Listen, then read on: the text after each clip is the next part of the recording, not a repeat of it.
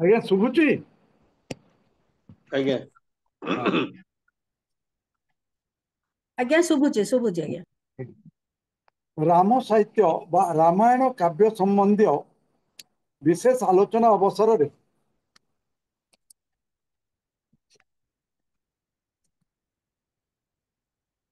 ମୋର ଅସୁବିଧା ହଉଛି।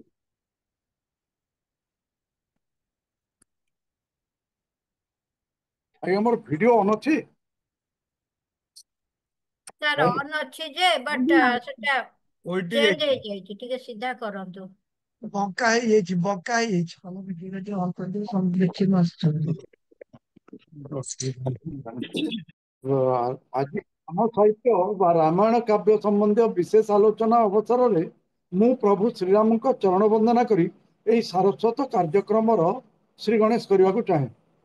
ଶାନ୍ତಂ ଶାଶ୍ୱତಂ ଅପ୍ରମେୟମ୍ ଅନଘಂ ନିର୍ବାଣಂ ଶାନ୍ତିପ୍ରଦಂ ବ୍ରହ୍ମା ଶମ୍ଭୁ ଫଣିତ୍ର ସେବ୍ୟಂ ନିଶಂ ବେଦାନ୍ତ ବେଦ୍ୟಂ ବିଭୁମ୍ रामाख्यं जगदीश्वरं सुरगुरुं मायामनुष्यं हरि वन्देऽहं करुणाकरं रघुवरं भूपालचूडामणिं ସେହି ମାୟା ମନୁଷ୍ୟଧାରୀ ସର୍ବ ପାପହାରୀ କରୁଣାକର ରଘୁବର ରାଜଶିରୋମଣି ରାମ ନାମରେ ଅଭିହିତ ଜଗଦୀଶ୍ଵରଙ୍କୁ ମୁଁ ବନ୍ଦନା କରୁଛି।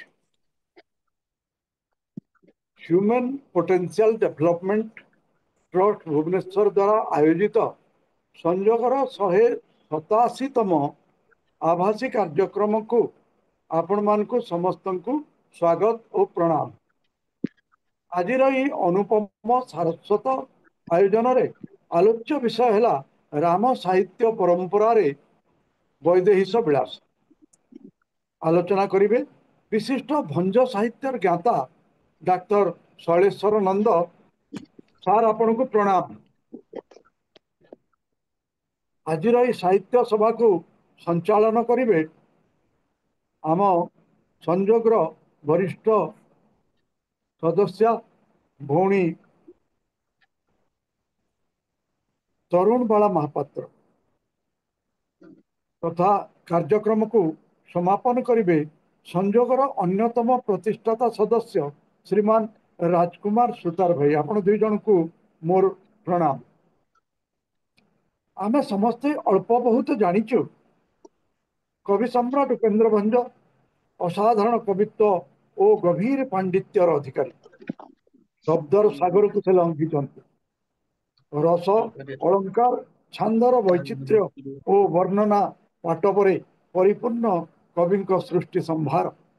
ରୀତିଯୁଗର କାବ୍ୟିକ ପରମ୍ପରାକୁ ଅତ୍ୟନ୍ତ ଉଦାରତାର ସହିତ ସେ ନିଜର କାବ୍ୟ କବିତାରେ ପ୍ରୟୋଗ କରିଛନ୍ତି। କବିତାଙ୍କ ଆରାଧ୍ୟ ରାମ ସୀତାଙ୍କୁ ନେଇ ବୈଦେହୀଶ ବିଳାସ ନାମକ ଏକ କାଳଜୟୀ କାବ୍ୟ ରଚନା କରିଥିଲେ। ଓଡ଼ିଆ ଭାଷା ଭାରତୀ କାହିଁକି ସମଗ୍ର ଭାରତୀୟ ଭାଷା ଭାରତୀ ପାଇଁ ଅମୂଲ୍ୟ ସମ୍ପଦ। ଆସନ୍ତୁ ଆଜି ଆମେ ସାହିତ୍ୟ ରସ ଆସ୍ୱାଦନ କରିବା, ଭଞ୍ଜ ସାହିତ୍ୟ ରସ ଆସ୍ୱାଦନ କରିବା। ଆଜିର ଏହି ବିଶେଷ କାର୍ଯ୍ୟକ୍ରମକୁ ସଞ୍ଚାଳନ କରିବା ପାଇଁ ମୁଁ ଭଉଣୀ ତରୁଣବାଳା ମହାପାତ୍ରଙ୍କୁ ଆହ୍ୱାନ କରୁଛି। ଏହି ସାରସ୍ୱତ ମଞ୍ଚରେ ତାଙ୍କୁ ବିନମ୍ର ଅନୁରୋଧ ଆଜିର ଅନ୍ୟାନ୍ୟ କାର୍ଯ୍ୟକ୍ରମକୁ ଆଗକୁ ବଢ଼ାଇବେ। ଭଉଣୀ ତରୁଣବାଳା ମହାପାତ୍ର, ମଞ୍ଚଟି ବର୍ତ୍ତମାନ ଆପଣଙ୍କର। ଭାଇ ବହୁତ ବହୁତ କୃତଜ୍ଞତା ଆପଣଙ୍କ ପାଖରେ, ବହୁତ ସୁନ୍ଦର ଭାବରେ ଆରମ୍ଭ କରିଛନ୍ତି, ଆପଣଙ୍କୁ ଧନ୍ୟବାଦ। ବର୍ତ୍ତମାନ ଆମ ଗହଣରେ ଅଛନ୍ତି ଭାରତ ଭୂଷଣ ଭାଇ ଆମର, ସେ ଜଣେ ସୁଗାୟକ। ବର୍ତ୍ତମାନ ମୁଁ ତାଙ୍କୁ ଅନୁରୋଧ କରିବି ସେ ତାଙ୍କର ସୁମଧୁର ସ୍ୱରରେ ବୈଦେହୀଶ ବିଳାସର ନବମ ଛାନ୍ଦର ପ୍ରଥମ ଭାଗ ବିତଳକୁ ଆଲିଙ୍ଗନ ସେ ତାକୁ ସୁମଧୁର କଣ୍ଠରେ ଶୁଣେଇ ଆମକୁ ଆନନ୍ଦ ପ୍ରଦାନ କରିବେ ତଥା ପରିସରକୁ ମଧୁମୟ କରିବେ। ଭାଇ ଶ୍ରୀଯୁକ୍ତ ଭାରତ ଭୂଷଣ ପଟ୍ଟନାୟକ।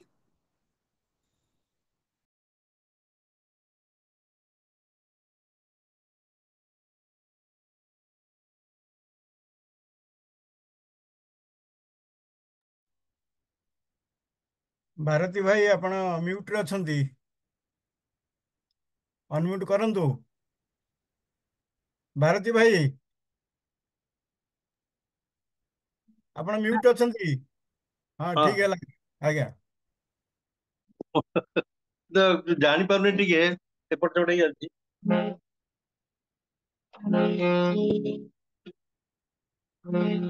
कवि सम्राट उपेन्द्र भंजकर नवम छंद रागी चौकी उपरे आधारित वितल को आलिंगन करी जाह्नवी शोभन गीत को मु गाई शुणाऊची।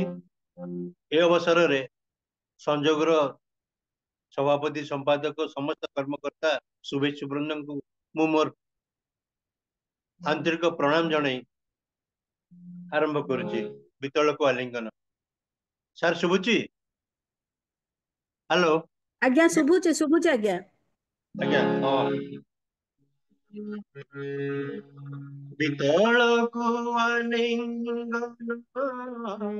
हरि जाह्नवी शोभन हरे सुर करो चाप चारु धारा श्री प्रेम कर के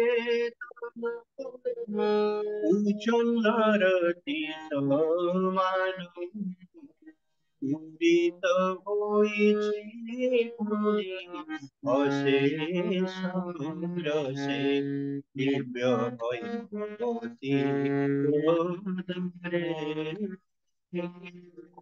विषकंठ समादानी तरे दिव्य भगवती विषकंठ समादानी तरे विष्णुपदी विष्णु पद इतर वेद तरणी कथा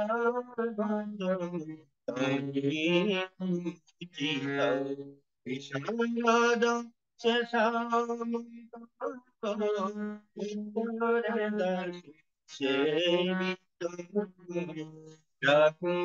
सुनते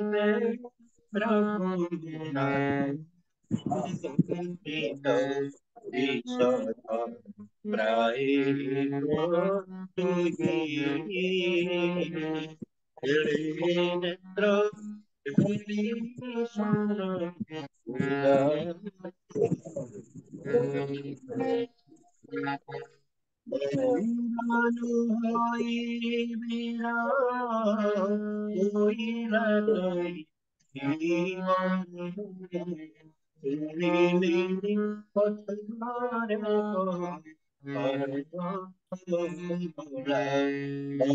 परी तो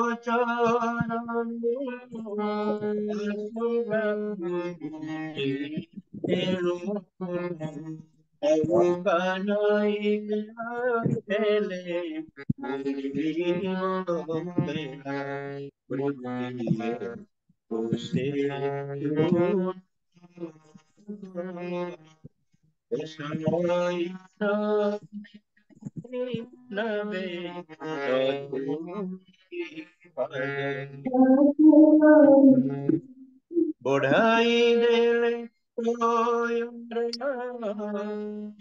नवग्राहीर भूमि पयरे चलित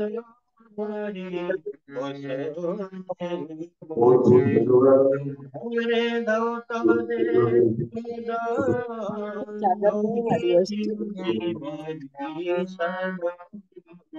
न पाई चरण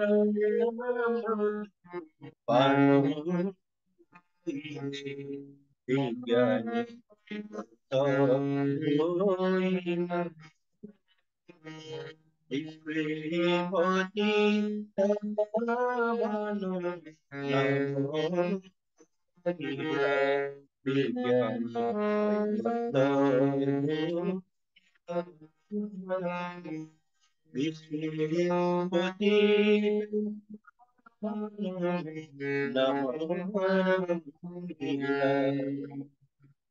नमस्कार। बहुत बहुत धन्यवाद भारत भूषण भाई। बहुत सुंदर भाव में आज्ञा आपण संगीत परिवेषण करके आमर श्रोता मान को मंत्रमुग्ध करेले। आपन को आउथरे धन्यवाद। नमस्कार। जय जगन्नाथ। जय जगन्नाथ। श्री राम जय राम जानकी जीवन राम पतित पावन राम हरे जय राघव सुंदर राम दीन धारण राम हरे जय मारुति सेवित राम जय जय रघुराम जानकी जीवन राम जय रघुराम जानकी जीवन राम। मर्यादा पुरुष कोदंडधारी श्री रामंकर पाद पंकजरे मोर सहस्र कोटि प्रणाम।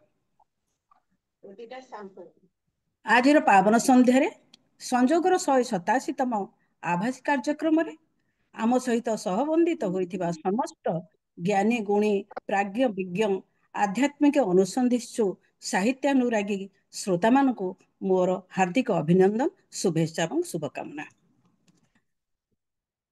संजोग मानव अध्ययन केन्द्र एक व्हाट्सएप ग्रुप जहाँ वरिष्ठ नागरिक मानक उद्देश्य गठित होइथिला एवं एठारे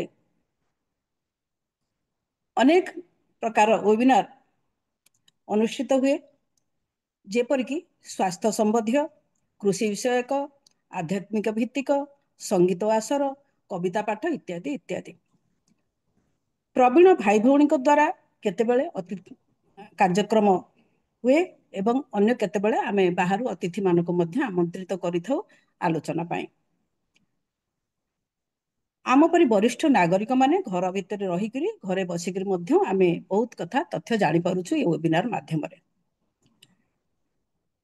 एतद् व्यतीत प्रत्येक सदस्य मानकर जन्मतिथि रे सेमानकु जन्मदिन शुभेच्छा जणाई दिया जाए एवं ग्रुप रो कोनोसी भाई भौणी निजर स्वकीय प्रतिभा जोगु के अनुष्ठान द्वारा जदि संबंधित होइथांती बा सम्मानित होइथांती। आज्ञा टिके किए ऑडियो खोला रखिचंती टिके दया करी बंद कर दियंतु डिस्टर्ब होउची समस्त देखि दियंतु कार ऑडियो खोला अछि दया करी टिके बंद कर दियंतु। बिल करिक जाई के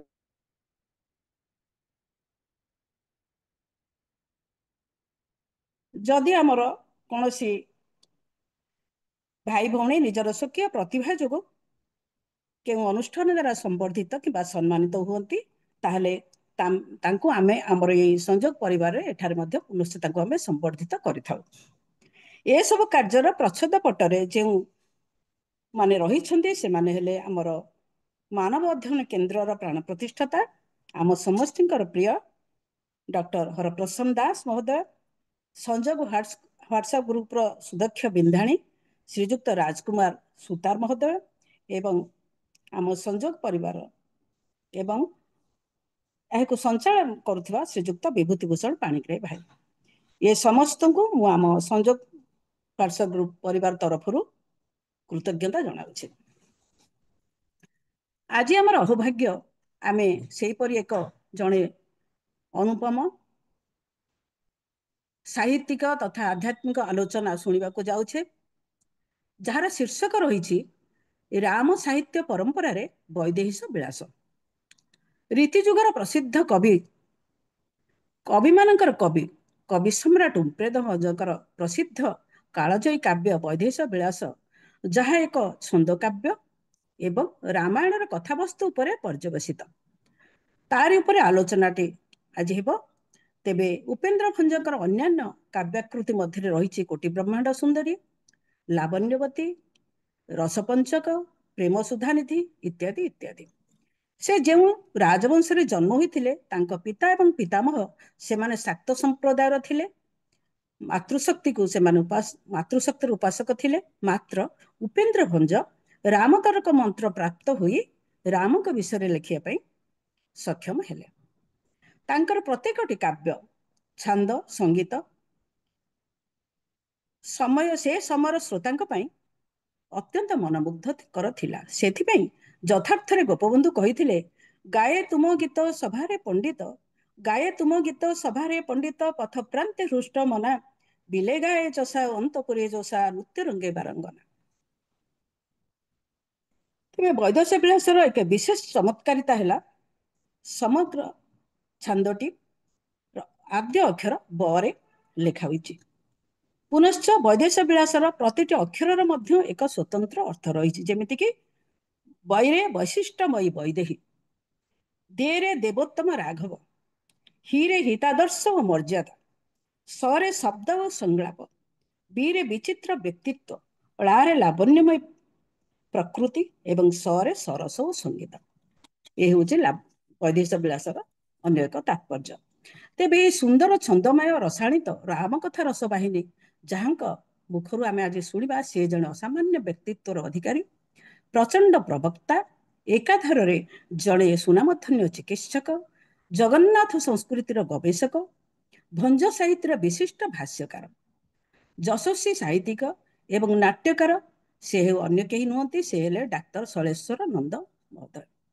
ପୂର୍ବରୁ ଆମେ ଥରେ ତାଙ୍କୁ ଆମେ ଆମ ଆଶ୍ରୟରେ ପାଇଥିଲେ ଏବଂ ତାଙ୍କଠୁ ଆମେ ଜଗନ୍ନାଥଙ୍କର ଘୋଷଯାତ୍ରା ବିଷୟରେ ଶୁଣିଥିଲେ। ତେଣୁ ଆଜି ତାଙ୍କୁ ମଧ୍ୟ ଆମର ସୌଭାଗ୍ୟ, ଆମେ ତାଙ୍କୁ ଆଉ ଥରେ ପାଇଛେ। ସେ ଆମକୁ ଆଜି ମଧ୍ୟ ଏ ବିଷୟରେ ଅନେକ ଜଣା ଅଜଣା କଥା କହିବେ। ତେବେ ତାଙ୍କ ବ୍ୟକ୍ତିତ୍ୱର ଏକ ବୃହତ୍ତର ପରିଚୟ ହେଉଛି ଓଡ଼ିଆ ସାହିତ୍ୟ, କଳା ଓ ସଂସ୍କୃତିକୁ ପରିପୃଷ୍ଟ କରିବାରେ ତାଙ୍କ ଜୀବନବ୍ୟାପୀ ସାଧନା। ତାଙ୍କ ସୃଜନୀରୁ ଝରି ପଡ଼ିଛି 35ରୁ ଉର୍ଦ୍ଧ୍ୱ ନାଟକ, 7ଟି ଉପନ୍ୟାସ, 3ଟି ଗଳ୍ପ ସଂକଳନ, 10ଟି ସାହିତ୍ୟ ସମାଲୋଚନା ଗ୍ରନ୍ଥ, 12ରୁ ଉର୍ଦ୍ଧ୍ୱ ବିଜ୍ଞାନ ପୁସ୍ତକ ତଥା ବେତାର ଓ ଦୂରଦର୍ଶନରେ ଅସଂଖ୍ୟ ନାଟକ ରଚନା କରି ସେ ଓଡ଼ିଆ ବାଣୀ ଭଣ୍ଡାରକୁ ସମୃଦ୍ଧ କରିଛନ୍ତି। ବିଶେଷତଃ ଭଞ୍ଜ ସାହିତ୍ୟର ପ୍ରଚାର ପ୍ରସାରରେ ତାଙ୍କର ଜୀବନବ୍ୟାପୀ ସାଧନା ଅବିସ୍ମରଣୀୟ। କଳିଙ୍ଗ ଭାରତୀରେ ସଭାପତି, ନାଟ୍ୟ ସଂସ୍ଥା ଆରୋହଣରେ ସଭାପତି ରହି ମଧ୍ୟ ଦିବ୍ୟାଙ୍ଗମାନଙ୍କ ନିମନ୍ତେ ଉତ୍ସର୍ଗୀକୃତ ଅନୁଷ୍ଠାନ ଆଶ୍ରୟର ମଧ୍ୟ ସଭାପତି ପଦ ମଣ୍ଡନ କରି ଦାୟିତ୍ୱ ନିର୍ବାହ କରୁଛନ୍ତି। ତାଙ୍କର ବହୁମୁଖୀ ପ୍ରତିଭାର ସ୍ୱୀକୃତି ସ୍ୱରୂପ 20ରୁ ଉର୍ଦ୍ଧ୍ୱ ସମ୍ମାନ ଓ ସମ୍ବର୍ଦ୍ଧନା ପାଇଛନ୍ତି। ସେଥିମଧ୍ୟରୁ କଳାତୀର୍ଥ ସମ୍ମାନ, ଉପେନ୍ଦ୍ର ଭଞ୍ଜ ସମ୍ମାନ, ଓଡ଼ିଶା ସଙ୍ଗୀତ ନାଟକ ଏକାଡେମୀ ଦ୍ୱାରା ନାଟ୍ୟକାର ସମ୍ମାନ, ଓଡ଼ିଶା ସାହିତ୍ୟ ଏକାଡେମୀ ପୁରସ୍କାର ଏବଂ ରାଜ୍ୟ ଚଳଚ୍ଚିତ୍ର ଜୁରି ପୁରସ୍କାର ଅନ୍ୟତମ। ଏସବୁରେ ସେ ସମ୍ମାନରେ ସମ୍ମାନିତ ହୋଇଛନ୍ତି। ତାଙ୍କର କୃତିତ୍ୱର ଫର୍ଦ୍ଦ ଏତେ ଲମ୍ବା ଯେ ତାହା ଏହି ସ୍ୱଳ୍ପ ସମୟରେ ଉଲ୍ଲେଖ କରିବା ସମ୍ଭବ ନୁହେଁ।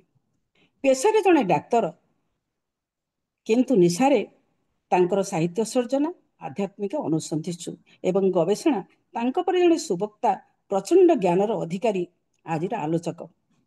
ଏହି ଆଲୋଚ୍ୟ ପ୍ରସଙ୍ଗ ମଧ୍ୟ ସେହିପରି ରାମକଥା ରସବାହିନୀ। ଏହିପରି ଏକ ଆଲୋଚନାରେ ମୋ ପରି ଏକ ଅକିଞ୍ଚନ ସଞ୍ଚାଳନା କରିବାର ଦାୟିତ୍ୱ ମିଳିଥିବାରୁ ମୁଁ ନିଜକୁ କୃତଜ୍ଞ ମନେ କରୁଛି ଏବଂ ସୁତାର ଭାଇଙ୍କୁ ଧନ୍ୟବାଦ ଦେଉଛି ମୋତେ ଏଭଳି ଏକ ସୁଯୋଗ ଦେଇଥିବାରୁ।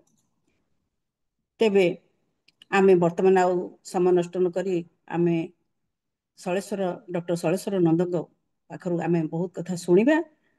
ତେବେ ଆମେ ସମସ୍ତେ ଆମ ନିଜ ନିଜର ଅଡ଼ିଓ ଭିଡ଼ିଓ ବନ୍ଦ କରିଦେବା, ଯେମିତି କିଛି ଡିଷ୍ଟର୍ବ ହେବାନି। ଆମେ ତାଙ୍କ ପାଖରୁ ବହୁତ ଅନେକ କଥା ଶୁଣିବା।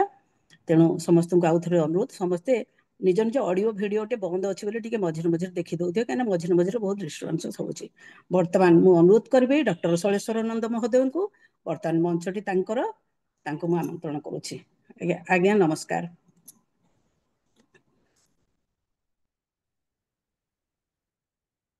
ଆପଣ ସମସ୍ତଙ୍କୁ ମୋର ନମସ୍କାର। ଜୟ ଜଗନ୍ନାଥ, ଜୟ ମା କଳିଙ୍ଗ ଭାରତୀ। ମା କଳିଙ୍ଗ ଭାରତୀ କଳିଙ୍ଗ ସରସ୍ୱତୀ, ଯିଏ ଓଡ଼ିଆ ଭାଷା ସାହିତ୍ୟ ସଂସ୍କୃତିକୁ ଏଯାବତ୍ ପୁଷ୍କଳ କରି ରଖିଛନ୍ତି। ତେଣୁ ଆପଣମାନେ ସମସ୍ତେ ସେ ପରିବାରର ସଦସ୍ୟ, ସେଥିପାଇଁ କହିଲି ଜୟ ମା କଳିଙ୍ଗ ଭାରତୀ।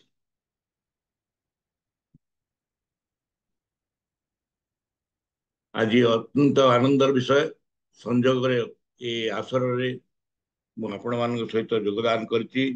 ବିଭୂତି ବାବୁ, ତରୁଣ ଦେବୀ ଏବଂ ସୁତାର ବାବୁ ଭାରତୀ ଭୂଷଣ ହଉ ଏବଂ ବହୁ ବହୁ ଶବ୍ଦ ଆପଣ ମାନେ ସମସ୍ତେ ଏଠି ଉପଗତ।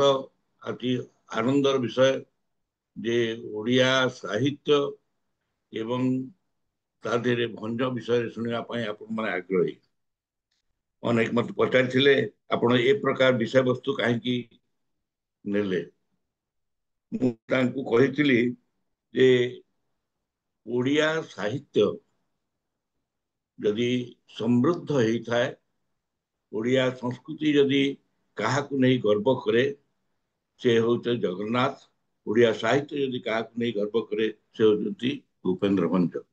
ଏଣୁ ଆମେ ଭଞ୍ଜଙ୍କୁ ନ ଜାଣି ବା ଓଡ଼ିଆ କବି ମାନଙ୍କୁ ନ ଜାଣି ଆମେ ଅନେକ ସମୟରେ ପ୍ରବକ୍ତା ମାନେ ପ୍ରବଚକ ମାନେ ବହୁତ ସ୍ଥାନରେ ରାମଚରିତ ମାନସ ଗାଉଛନ୍ତି, ବାଲ୍ମୀକି ରାମାୟଣ ଗାଉଛନ୍ତି, କିନ୍ତୁ ଓଡ଼ିଶାରେ ବିଭିନ୍ନ ସ୍ଥାନରେ ରାମାୟଣ ପ୍ରଚାର ହେଲେ ମଧ୍ୟ ବୈଦେହୀଶ ବିଳାସ ଆଲୋଚନା ହେଉନାହିଁ କି ଦାଣ୍ଡି ରାମାୟଣ ବଳରାମ ଦାସଙ୍କର ଜଗମୋହନ ରାମାୟଣ ଆଲୋଚିତ ହେଉନାହିଁ।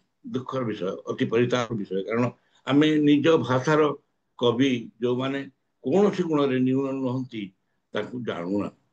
ସେଥିପାଇଁ ମୁଁ ଭାବିଲି ବୈଦେହୀଶ ରାମ ସାହିତ୍ୟ ପରମ୍ପରାରେ ବୈଦେହୀଶ ବିଳାସର ବିଷୟବସ୍ତୁ ରଖିବା ଏବଂ ତାହା ହିଁ ରଖାଗଲା। ମୁଁ ଭାବୁଛି ଆପଣମାନଙ୍କୁ ମୋର ବକ୍ତବ୍ୟରେ ଦୁଇଟି ପର୍ଯ୍ୟାୟ କରିବି। ପ୍ରଥମ ପର୍ଯ୍ୟାୟରେ ବୈଦେହୀଶ ବିଳାସର କ'ଣ ବୈଶିଷ୍ଟ୍ୟ ତାକୁ କହିବି ଏବଂ ଦ୍ୱିତୀୟ ପର୍ଯ୍ୟାୟରେ ବୈଦେହୀଶ ବିଳାସ ଅନ୍ୟାନ୍ୟ ରାମାୟଣ 247 ଖଣ୍ଡ ରାମାୟଣ ଭାରତବର୍ଷରେ ରଚିତ ହେଇଛି ବିଭିନ୍ନ ଭାଷାରେ। ସେ ସମସ୍ତଙ୍କ ଭିତରେ ତାର ବୈଶିଷ୍ଟ୍ୟ କ'ଣ, କିପରି ସେ ଅଲଗା ଅନ୍ୟାନ୍ୟ ରାମାୟଣ ଠାରୁ ପୃଥକ ତାହା ମଧ୍ୟ ଦର୍ଶାଏ। ସମୟ ସୀମିତ, ତଥାପି ଚେଷ୍ଟା କରୁଛି ଆପଣମାନଙ୍କର ଆଗ୍ରହ ଏବଂ ଆକାଂକ୍ଷା ତାକୁ ପରିପୂରଣ କରିବାକୁ। 1944 ମସିହାରେ ମୋର ପୂଜ୍ୟ ଗୁରୁଦେବ ବିଚ୍ଛନ୍ଦ ଚରଣ ପଟ୍ଟନାୟକ ଏହି ଭଞ୍ଜ ଆନ୍ଦୋଳନ ଆରମ୍ଭ କଲେ କଟକ ଠାରେ କଳିଙ୍ଗ ଭାରତୀ ଅନୁଷ୍ଠାନ କରି। ସେ କଳିଙ୍ଗ ଭାରତୀ ଅନୁଷ୍ଠାନ ଭଞ୍ଜ ଆନ୍ଦୋଳନ କରି ଉପେନ୍ଦ୍ର ଭଞ୍ଜ, କବି ସୂର୍ଯ୍ୟ, ଦୀନକୃଷ୍ଣ, ଅଭିମନ୍ୟୁ ଏବଂ ରୀତିଯୁଗୀୟ କବିମାନଙ୍କର ତଥା ପାରମ୍ପରିକ କବିମାନଙ୍କର ଜୟନ୍ତୀ ପାଳନ ଜରିଆରେ ଓଡ଼ିଶାର ସାହିତ୍ୟ ଏବଂ ସଂସ୍କୃତିରେ ଗୋଟେ ବିପ୍ଳବ ଆଣିଲା। ତା ପୂର୍ବରୁ ଓଡ଼ିଶା ମଞ୍ଚରେ ଝିଅମାନେ ନାଚୁନଥିଲେ, ଗୀତ ଗାଉନଥିଲେ, ବାହାରକୁ ଆସୁନଥିଲେ। ମୁଁ କହୁଛି 44, 45, 48, 50 ମସିହା ପର୍ଯ୍ୟନ୍ତ, ଯେତେବେଳେ ଓଡ଼ିଶୀ ନୃତ୍ୟ ବୋଇଲେ ଆମେ ଗୋଟିପୁଅ ନୃତ୍ୟ କରୁଥିଲୁ। ପୁଅମାନେ ଟିକି ଟିକି ଛୋଟ ଛୁଆମାନେ ଗୋଟିପୁଅ ନୃତ୍ୟ କରୁଥିଲେ। ବିଚ୍ଛନ୍ଦଙ୍କର ପ୍ରଚେଷ୍ଟାରେ ନାରୀମାନେ ଓଡ଼ିଶୀ ନୃତ୍ୟ କଲେ ଏବଂ ଓଡ଼ିଶୀ ନୃତ୍ୟ ପରେ ଶାସ୍ତ୍ରୀୟ ନୃତ୍ୟ ଉପରେ ସମଗ୍ର ବିଶ୍ୱରେ ଆଦୃତ ହେଲା। ସେ 1953, 54, 55 ମସିହାରୁ ଏତେ ଦୂର ଆଦୃତି ହେଲା ଯେ ଓଡ଼ିଶାର ଘରେ ଘରେ ପିଲାମାନେ ତାଙ୍କ ଝିଅମାନଙ୍କୁ ଶିଖେଇଲେ। କାରଣ ଝିଅମାନେ ଆଗରୁ ନାଚୁନଥିଲେ, ନାଚିବାକୁ ଆସିଲେ ଲୋକେ ଘୃଣା କରୁଥିଲେ। ପାଲା ଦାସକାଠିଆ ଓଡ଼ିଶାର ସାହିତ୍ୟ ଏବଂ ସଂସ୍କୃତିର ଗୋଟେ ବିଶିଷ୍ଟ ଅଙ୍ଗ। ସିଏ ଆମ ସଂସ୍କୃତିରୁ ଦୂରେଇ ଯାଇଥିଲା। ବିଚ୍ଛନ୍ଦ ଚରଣ ପଟ୍ଟନାୟକ ପାଲା ଦାସକାଠିଆର ପୁନରୁଦ୍ଧାର କଲେ ଏବଂ ଏ ଜାତିର ଯୋଉଟା ପ୍ରକୃତରେ ଯୋଉଟା ନିର୍ଯାସ, ଯାହାକୁ ନେଇ ଆମେ ଗର୍ବ କରିବା କଥା, ସେ ସବୁ ଲୋକେ ଭୁଲି ଯାଉଥିଲେ। କାରଣ ସେତେବେଳେ ବିଜାତୀୟ ପ୍ରଭାବ, ବଙ୍ଗୀୟ ପ୍ରଭାବ, ଇଂରେଜ ଶାସନର ପ୍ରଭାବ, ଇଂରେଜ କବିତାର ପ୍ରଭାବ ଆଦିରେ ଆମକୁ ଏତେ ବିଜଡ଼ିତ ଆମେ ଭୁଲି ଯାଇଥିଲୁ ଆମର ନିଜସ୍ୱ କ'ଣ, ଆମେ କେତେ ବଡ଼ ପରମ୍ପରାର ଦାୟାଦ, ଆମେ ସେ କଥା ଭୁଲି ଯାଇଥିଲୁ। 1944 ମସିହା ଦେଖନ୍ତୁ, ତାର ଅନେକ ଦିନ ପୂର୍ବରୁ, ପ୍ରାୟ 40 ବର୍ଷ 38 ବର୍ଷ ପୂର୍ବରୁ 1906 ମସିହାରେ ଗୋପବନ୍ଧୁ ସେ ଭଞ୍ଜଙ୍କୁ ପ୍ରଶଂସା କରି ଲେଖିଲେ, କବି କୂଳ କଞ୍ଜ ଉପ ଇନ୍ଦ୍ର ଭଞ୍ଜ ନମେ ତବ ପଦ ତଳେ, କାବ୍ୟ ସୁଚାତୁରୀ ଭାଷା ସୁମାଧୁରୀ ପରକାଶିଲ ଉତ୍କଳେ, ଜନ୍ମୀ ରାଜକୁଳେ ବୈଭବ କୁଳେ ଅତୁଳ ସୁଖ ସଦନେ, ତେଜି ସେ ସମ୍ଭୋଗ ଆଚରିଲ ଯୋଗ ବୀଣା ପାଣି ଆରାଧନେ, କାଳ ବଳିୟାର आणई संस्कार नव रुचि नव ज्ञान किंतु वैदेश विलास पाइब काले काले उच्च स्थान सृजन स्वहस्ते ओडियांक भाषा गढ़िच ओडिया जाति तुम्भ जन्म स्थान ओडिशारु आन भाविले भितरे छाती गाए तुम्भ गीत सबारे पंडित पथे पांत रुष्ट मना बिले बोले चषा अंत पुरे चषा नृत्य रंगे वारांगना से कवि 1906 मसीह उपेन्द्र भंजन को ये उच्चतर स्थान रखी लिखिले तमे कवि नुहे तमे जातिर स्रष्टा सृजन स्वहस्ते ओडियांक भाषा तम पाई ओडिया भाषा रही ओडिया भाषा से तम पाई रही कारण जिते राधानाथ राय भाया लोक बंगला लेखा आरंभ करते गुरुदेव भूदेव मुखोपाध्याय कहले अरे तू तो भंज कथा कहू भंजकर एडे सुंदर सुंदर गीत अच्छी तू ओडिया कविता न तू बंगला कहीं लिखुचु तापर से आरंभ कले चिलिका और अन्य काव्य तेणु कहबार अर्थ हूँ ए जाति निजर इतिहास जानापी इच्छुक नथिला से पर्यंत जिते बड़े जाए ये आंदोलन आरंभ हो आज से पर्यायर मु उपेन्द्र भंजकर श्रेष्ठ कृति महाकाव्य वैदेश विलास आलोचना पर्यालोचना करने आपण मान आगे उपस्थित मोर आशा और विश्वास आपण माने निश्चित ग्रहण करेंगे आज ओडिया प्राणर कथा ओडिया जातिर कथा ओडिया साहित्य एवं संस्कृतिर कथा ये महाकाव्य वैदेश विलास खाली ब आद्य नियम लिखाई 52टा छंद प्रति 52टा छंद लिखाई 52 सप्ताह मान गोटे वर्ष है बरे आरंभ वर्ष 52 सप्ताह है 52टा सप्ताह है गोटे वर्ष एवं ब आद्य नियम प्रत्येक धाड़ी आद्य अक्षर है ब प्रत्येक छांदर पद संख्या ब 32 42 52 92 एमती प्रति छांद संख्या तेणु कहबार अर्थ हूँ जड़े से ज्ञानी गुणी नले जड़े से शब्द पांडित्य जहाँ जनक नथिले जड़े भाव गांभीर्य नथिले जो भीतर से उल्लास नथिले से लिखिपारे ना निजे कहते तारक मंत्र प्रसादे मोहर कविपण उदय तारक मंत्र प्रसाद मोर कविपण उदय हो जहाँ लिखी केवल पाए बामे बामाबर स्थिति दक्षिणे लक्ष्मण जति मध्य विजय जो श्यामल सुंदर इंद्र चिंती श्यामल सुंदर रामचंद्र चिंता कर आरंभ कर तुलसीदास से रकम लिखती रामुज श्यामल कोमलांगम सीता समारोहित तो बाम भागम से नीलाम्बुज श्यामल नील कहीं भाया सुदृश्य रामचंद्र से वर्णना कहते रामचरित मानस कहीं लिखी रामचरित मानस कारण मु बारंबार राम नाम उच्चारण करने मत खुशी लगुच जड़े राम भक्त थे से राम तारक मंत्र सिद्ध थे से राम नाम उच्चारण करने बारंबार से राम लिखी रामचरित मानस आपण मैंने बलराम दास दांडी रामायण से लिखिं ये राम तारक मंत्र कौन राम तारक मंत्र शिव थे पार्वती बड़ दुख आसी कहते विष्णु कौन कहले कहले शिव आजिकल कुआडे बुलुचंती किसी खाऊना दिन दिन एत झड़ी गले पूरा कंचा हो गले कौन करी शिव आसी विष्णु आसी पहुंचले शिव पाखे कहले कौन है तुम कहीं होच ना कहीं कौन है ना नहीं तुम दुर्बल कहीं होच ना कौन करी ना अच्छी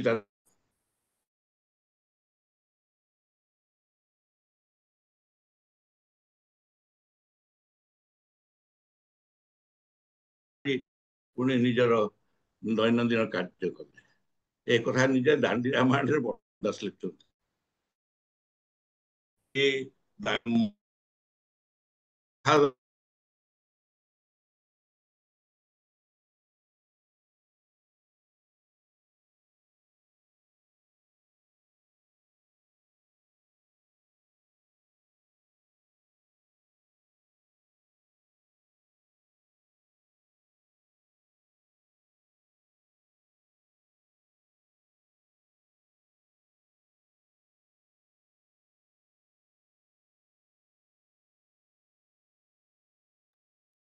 ସାର୍ ଟିକେ ଭଏସ୍ କଟି ଯାଉଛି। ତାଙ୍କର ଡିସକନେକ୍ଟ ହେଇଗଲା।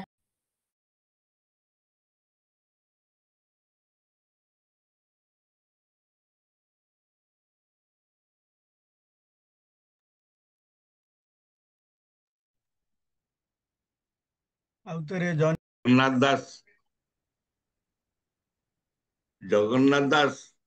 ସଂସ୍କୃତ ଭାଗବତ ତାଙ୍କ ମା ଯାଇ ବୁଝିବାକୁ ବସୁଥିଲେ ପଣ୍ଡିତଙ୍କ ଠାରୁ ବୋଲି ତାଙ୍କୁ କିଛି ପଇସା ଦେବାକୁ ପଡୁଥିଲା।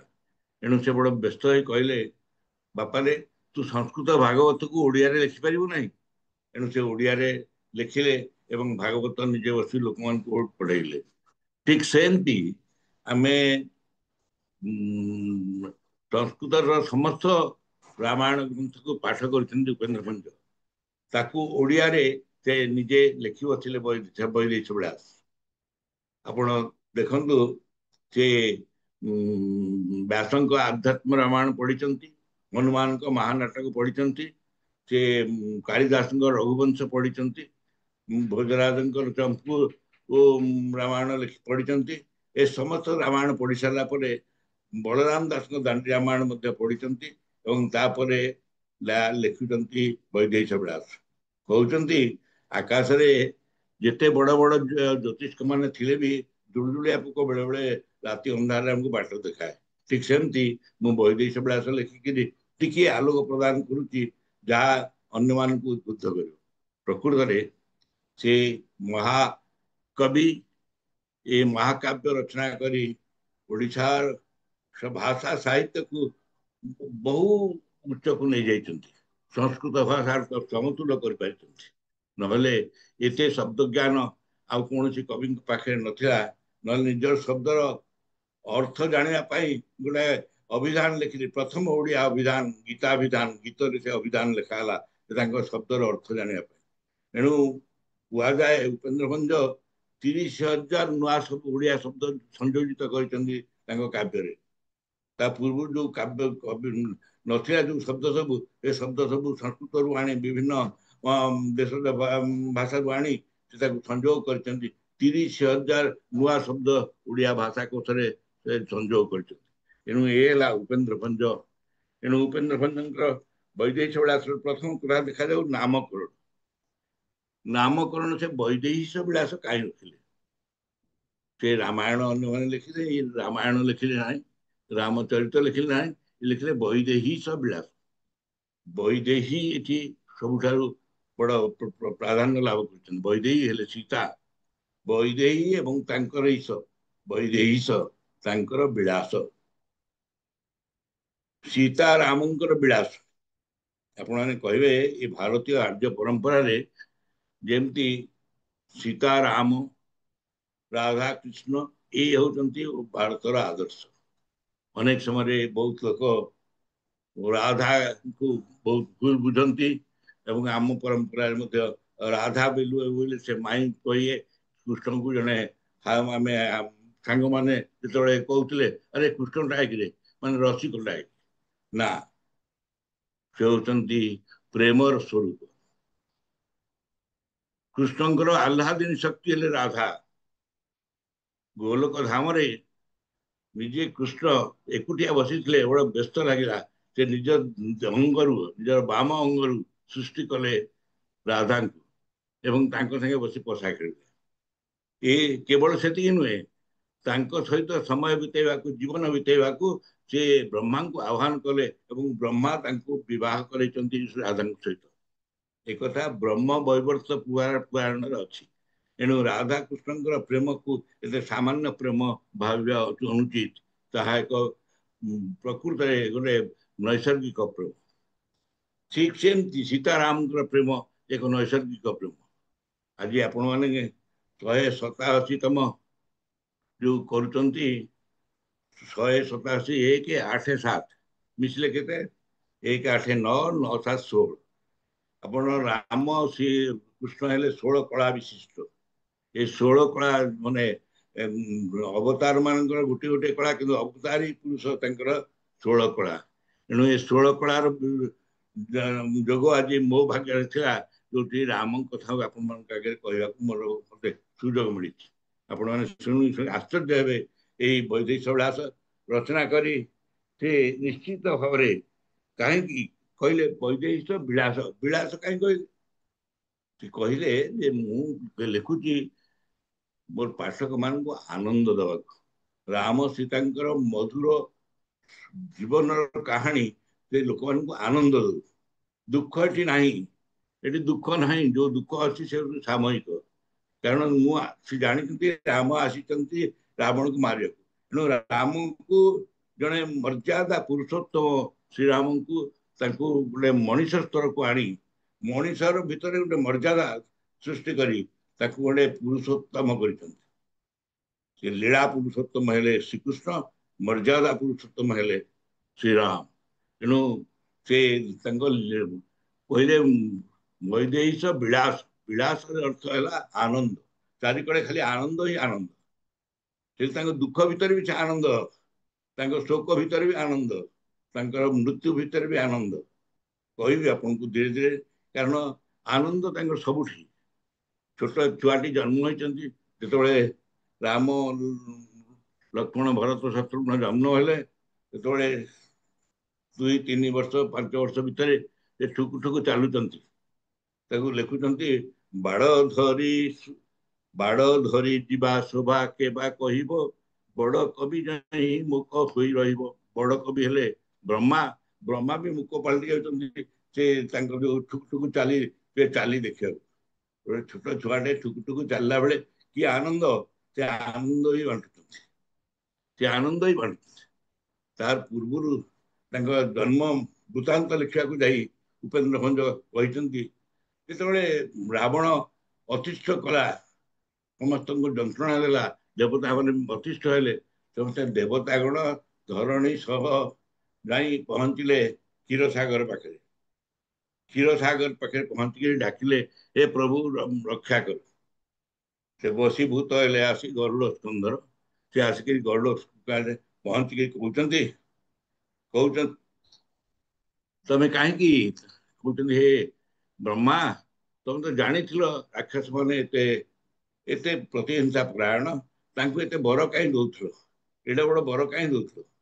ସେଥିପାଇଁ କହୁଛନ୍ତି, ତମେ ଜାଣିଛ ସେମାନେ କଣ, ତମେ ତାଙ୍କୁ ଏତେ ବର ଦେଇକି ତାକୁ ବଳିଆନ କାହିଁ କଲ? ବିଲେ ଶୁଣିତା କି ଭକ୍ତି ବଚନ, ବର କରୁ ଉଚିତ ଏ ଚିତ୍ତେ ବିରେଚନ। ବିଲୋକନ ହେବ ନବ ଅବତାର, ବିଧୁର ମଧୁର ଲୀଳା ହୋଇବ ବିସ୍ତାର। ବିଧୁର ମଧୁର ଲୀଳା ହୋଇବ। ତମର ଯୋଉ ଅବତାର ତତ୍ଵ, ଯୋଉ ଲୀଳା ହବ, ସେ ଲୀଳା ପାଇଁ ମୁଁ ତାଙ୍କୁ ବର ଦେଇକିରି ଏତିକି ବଳିୟାନ କରିଛି। ତା ନହେଲେ ତମେ ତ ଅବତାର ନବନି ନା। ତମ ଅବତାର ତତ୍ଵ ହେଲା ଏଇଟା। ସେ କହୁଛନ୍ତି, ମୁଁ ତମକୁ ତାଙ୍କୁ ଏଇଥିପାଇଁ ଦେଇଛି ଯେ ହେ ପ୍ରଭୁ, ତମେ ଆସିବ, ତମେ ଆସିଲେ ତାଙ୍କୁ ନିଧନ କରିବ, ଏବଂ ତମର ଯୋଉ ଲୀଳା ହବ ସେଇଟା ହଉଛି ଆମ ମାନଙ୍କର ସମସ୍ତଙ୍କର ଦେଖିବା ଜିନିଷ, ଜାଣିବା ଜିନିଷ ଏବଂ ଉପଭୋଗ କରିବା ଜିନିଷ। ତେଣୁ ଏହି ହଉଛି ତାଙ୍କର। ସେଇଠୁ ନିଜେ ନିଜେ କହୁଛନ୍ତି, ବହିବି ନାହିଁ ମୁଁ ଅରି ମାରଣରେ, ବିରାଜମାନ ବିରାଜନ ଚଢି ରଣରେ। ମୁଁ ମରି ମାନେ ଚକ୍ର ନେଇକିରି ଆସିବିନି, ମୁଁ ମୋର ଗରୁଡ କନ୍ଧରେ ବସିକି ଆସିବିନି। ବହିବି ନାହିଁ ମୁଁ ହରି ମାରଣରେ, ବିରାଜ ନଚଢି ରଣରେ, ମାନେ ଗରୁଡ ଉପରେ ଚଢିକି ରଣ କରିବି। ବନୌକା ପ୍ରବଳ ବଳ ଘେନି ସଙ୍ଗତରେ। ବନୌକା କେବଳ ଏଇ ମାଙ୍କଡ ମେଞ୍ଚାଏ ଧରି ମୁଁ ଗୋଟେ ଲୀଳା କରିବି। ବନୌକା ପ୍ରବଳ ବଳ ଘେନି ସଙ୍ଗତେ, ବୋଲିର ଅନ୍ତରଜ ଅନ୍ତର୍ଯାମୀ। ତେଣୁ ମୁଁ ଜଣେ ମାନବୀୟ ଲୀଳା କରିବି। ତମାନେ କେହି ଭାବନି ମୁଁ ଗୋଟେ ଭଗବାନ ହେଇକି ଆସିକି ଏକା ସବୁ, ମୁଁ ଗୋଟେ ମାନବୀୟ ଲୀଳା କରିବି। ଏବଂ ପ୍ରକୃତରେ ସେ ମାନବୀୟ ଲୀଳା ହିଁ କରିଛନ୍ତି। ତେଣୁ ତାଙ୍କର ଜନ୍ମ ଜାତକରେ ଯେତେବେଳେ ଋଷ୍ୟଶୃଙ୍ଗ ଋଷିଙ୍କୁ ଯାଇକିରି ବେଶ୍ୟା ମାନେ ଆଣିଛନ୍ତି, ସେ ଦୁଇଟା ଦାଣ୍ଡି ରାମାୟଣରେ ବି ଲେଖିଛନ୍ତି। ବଳରାମ ଦାସ 12 ଜଣ ବେଶ୍ୟା ଯାଇକିରି ତାଙ୍କୁ ନେଇକିରି ଆସୁଛନ୍ତି। ଉପେନ୍ଦ୍ର ଭଞ୍ଜ ତାକୁ ଆହୁରି ରସିକତା କରି ଲେଖିଛନ୍ତି ଯେ ତମେ ତା ଦେହରେ ଯାଇଛି ଜରତା ହଉଛି ତାଙ୍କର ଶ୍ରେଷ୍ଠ। ସିଏ ଯାଇକିରି ଋଷ୍ୟଶୃଙ୍ଗ ପାଖେ ପହଞ୍ଚିଛି। ସେ କହୁଛି, ତମେ କିଏ? ନା ଆମେ ବି ଋଷି, ତମେ ବି ଋଷି। ନା କେମିତି? ମାନେ ତମେ ବସିକିରି ବିଟ ପିକି ଆଉ ମୁନିମଣି ଆଉ ଯେ ଥିଲେ ବିଟ ପିଇଲା ଗଛକୁ ମୁନିମଣି ମୁନିଶ୍ରେଷ୍ଠ ଋଷଶୃଙ୍ଗ ଆଉଜିକିରି ବସିଥିଲେ। ବିଟପି କି ମୁନିମଣି ସମ୍ଭାଷଣ କଲେ। ମୁନି କଣ ଏଇ ବିଟପି ମାନଙ୍କୁ ମୁନି ଭାବିକିରି, କାରଣ ସେ ମୁଣ୍ଡରେ ବାଳ ମେଞ୍ଚାଇ ରଖିଛନ୍ତି, ଆଉ ସେ ଯେମିତି ଦେଖାଏ ଏମାନେ ଭାବିଲେ ସେ ଜାଣି ନାହାନ୍ତି ନାରୀ ପୁରୁଷଙ୍କର ଭେଦାଭେଦ ଭାବ ଋଷଶୃଙ୍ଗ ଜାଣି ନାହାନ୍ତି। ବିଟପି କି ମୁନିମଣି ସମ୍ଭାଷଣ କଲେ। ସେଠୁ ବିଟ ଏମାନେ ପଚାରୁଛନ୍ତି ତାଙ୍କୁ ପଚାରୁଛନ୍ତି ତମେ କିଏ, ତମେ କଣ ତମ କାମ? ନା ତମେ ବନରେ ବୁଲ ଆମେ ବନିରେ ବୁଲୁ, ତମେ ବଣରେ ବୁଲୁଛ ଆମେ ଉପବନରେ ବୁଲୁ, ତମେ ରାମ ନାମ ଦଉଛ ଆମେ କାମ ନାମ ଦଉଛୁ, ବିସର୍ଗ ଚତୁର୍ଥ ବର୍ଣ୍ଣ ଏକ କରି ଆମେ ସେଇ ରାମ ନାମ ବି କହୁଛେ, ସେ ର ଜାଗାରେ ଆମେ କଟା କାମ ବିସର୍ଗ ଚତୁର୍ଥ ବର୍ଣ୍ଣ ଏକ କରିବା। ଏଣୁ ଆମେ ତମ ସାଙ୍ଗେ ସମାନ। ଏଣୁ ସେ ଗୋଟେ ନୌକା ନେଇଛନ୍ତି, ତାକୁ ଗୋଟେ ଆଶ୍ରମ ଭଳିଆ କରିଦେଇଛନ୍ତି ଗଛ ବୁଛ ହଳେ, ଏବଂ ତା ଭିତରେ ଋଷଶୃଙ୍ଗକୁ ବସେଇକିରି ଆଣୁଛନ୍ତି। ଆଣିକିରି ତାଙ୍କର ସେ ଲୋମପାଦ ରାଜାଙ୍କର ବର୍ଷା ହଉଛି, ତାପରେ ତାଙ୍କୁ ନେଇକିରି ପହଞ୍ଚିଛନ୍ତି ଦଶରଥଙ୍କ ପାଖେ। ଦଶରଥଙ୍କ କନ୍ୟାକୁ ବିବାହ କରିଛନ୍ତି ଏବଂ ତାଙ୍କୁ ଯଜ୍ଞ କରି ତରୁଅନ୍ନ ଦେଇ ସେ ରାମ ଲକ୍ଷ୍ମଣ ପ୍ରାପ୍ତ ହୋଇଛନ୍ତି। କହିବାର ଅର୍ଥ ହଉଛି ସେଇ କଥା ଯାହା ଅନ୍ୟାନ୍ୟ ରାମାୟଣରେ କିଛିଟା ରାମାୟଣ ଅଛି, ତାକୁ ମନୋଜ୍ଞ ଭାବରେ ମାନେ ସେଇ କଥାକୁ ମାନେ ଏକ ଶବ୍ଦର ବିଭିନ୍ନ ଅର୍ଥ ଗାଡ଼ି ସେ ତାକୁ ଏତେ ସୁନ୍ଦର ଭାବରେ ମନୋଜ୍ଞ ଭାବରେ ପ୍ରକାଶ କରିଛନ୍ତି, ବିଭୋର ହେଇଯାଉ।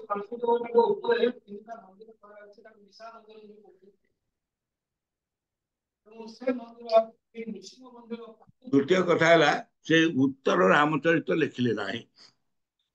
ସେ କାହିଁକି ଲେଖିଲେନି? ସେ କହିଲେ ବିଭଙ୍ଗ ରସ ବୋଲିନ ନବନିଲି ଏତେ, ବିଭଙ୍ଗ ରସ ବୋଲି କାରଣ ଗୋଟେ କାବ୍ୟ ନାଟକରେ ଗୋଟେ ଛାନ୍ଦ କାବ୍ୟ, ଏ ବୈଦେଶ ବିଳାସ ଗୋଟେ ଛାନ୍ଦ କାବ୍ୟ। ଏଇ କାବ୍ୟ କୁ ଲେଖିଲା ବେଳେ ଆମେ ଭରତ ମୁନି କହିଛନ୍ତି କେବଳ କାବ୍ୟକୁ ଏତେ ଦୁଃଖାନ୍ତ କରିବ ନାହିଁ। ସେଥିପାଇଁ ବିଭଙ୍ଗ ରସ ବୋଲିନ ନବନିଲି ଏତେ ବୁଧେ ବୋଲିଛନ୍ତି ଏହା ଦୋଷ ଛାନ୍ଦ ଗୀତ, ଛାନ୍ଦ ଗୀତରେ ଏହା ଦୋଷ। ଏଣୁ ମୁଁ ଉତ୍ତର ରାମଚରିତ ଲେଖିବି ନାହିଁ, ସୀତାଙ୍କର ବନବାସ ଲେଖିବି ନାହିଁ, କି ସୀତାଙ୍କର ପୁଣି ପୃଥିବୀ ଭିତରକୁ ପଶିବା ଚେଷ୍ଟା ଲେଖିପାରିବି ନାହିଁ। ଏ ଦୁଃଖମୟ କାହାଣୀ ଲେଖି ମୁଁ ମୋର ପାଠକ ମାନଙ୍କୁ ଦୁଃଖ ଅଭିଭୂତ କରିବି ନାହିଁ। ଏ କଥା କହିବାର ଅର୍ଥ ହଉଛି ଉପେନ୍ଦ୍ର ଭଞ୍ଜ ଏଇ ବୈଦେହୀଶ ବିଳାସ ଲେଖୁଛନ୍ତି। ତେଣୁ ଏ ବିଳାସ କାବ୍ୟ ତାଙ୍କର ବିଳାସ ପାଇଁ ଆନନ୍ଦ ପାଇଁ ସେ ସବୁବେଳେ ଉତ୍ତିଷ୍ଠ ଜାଗ୍ରତ।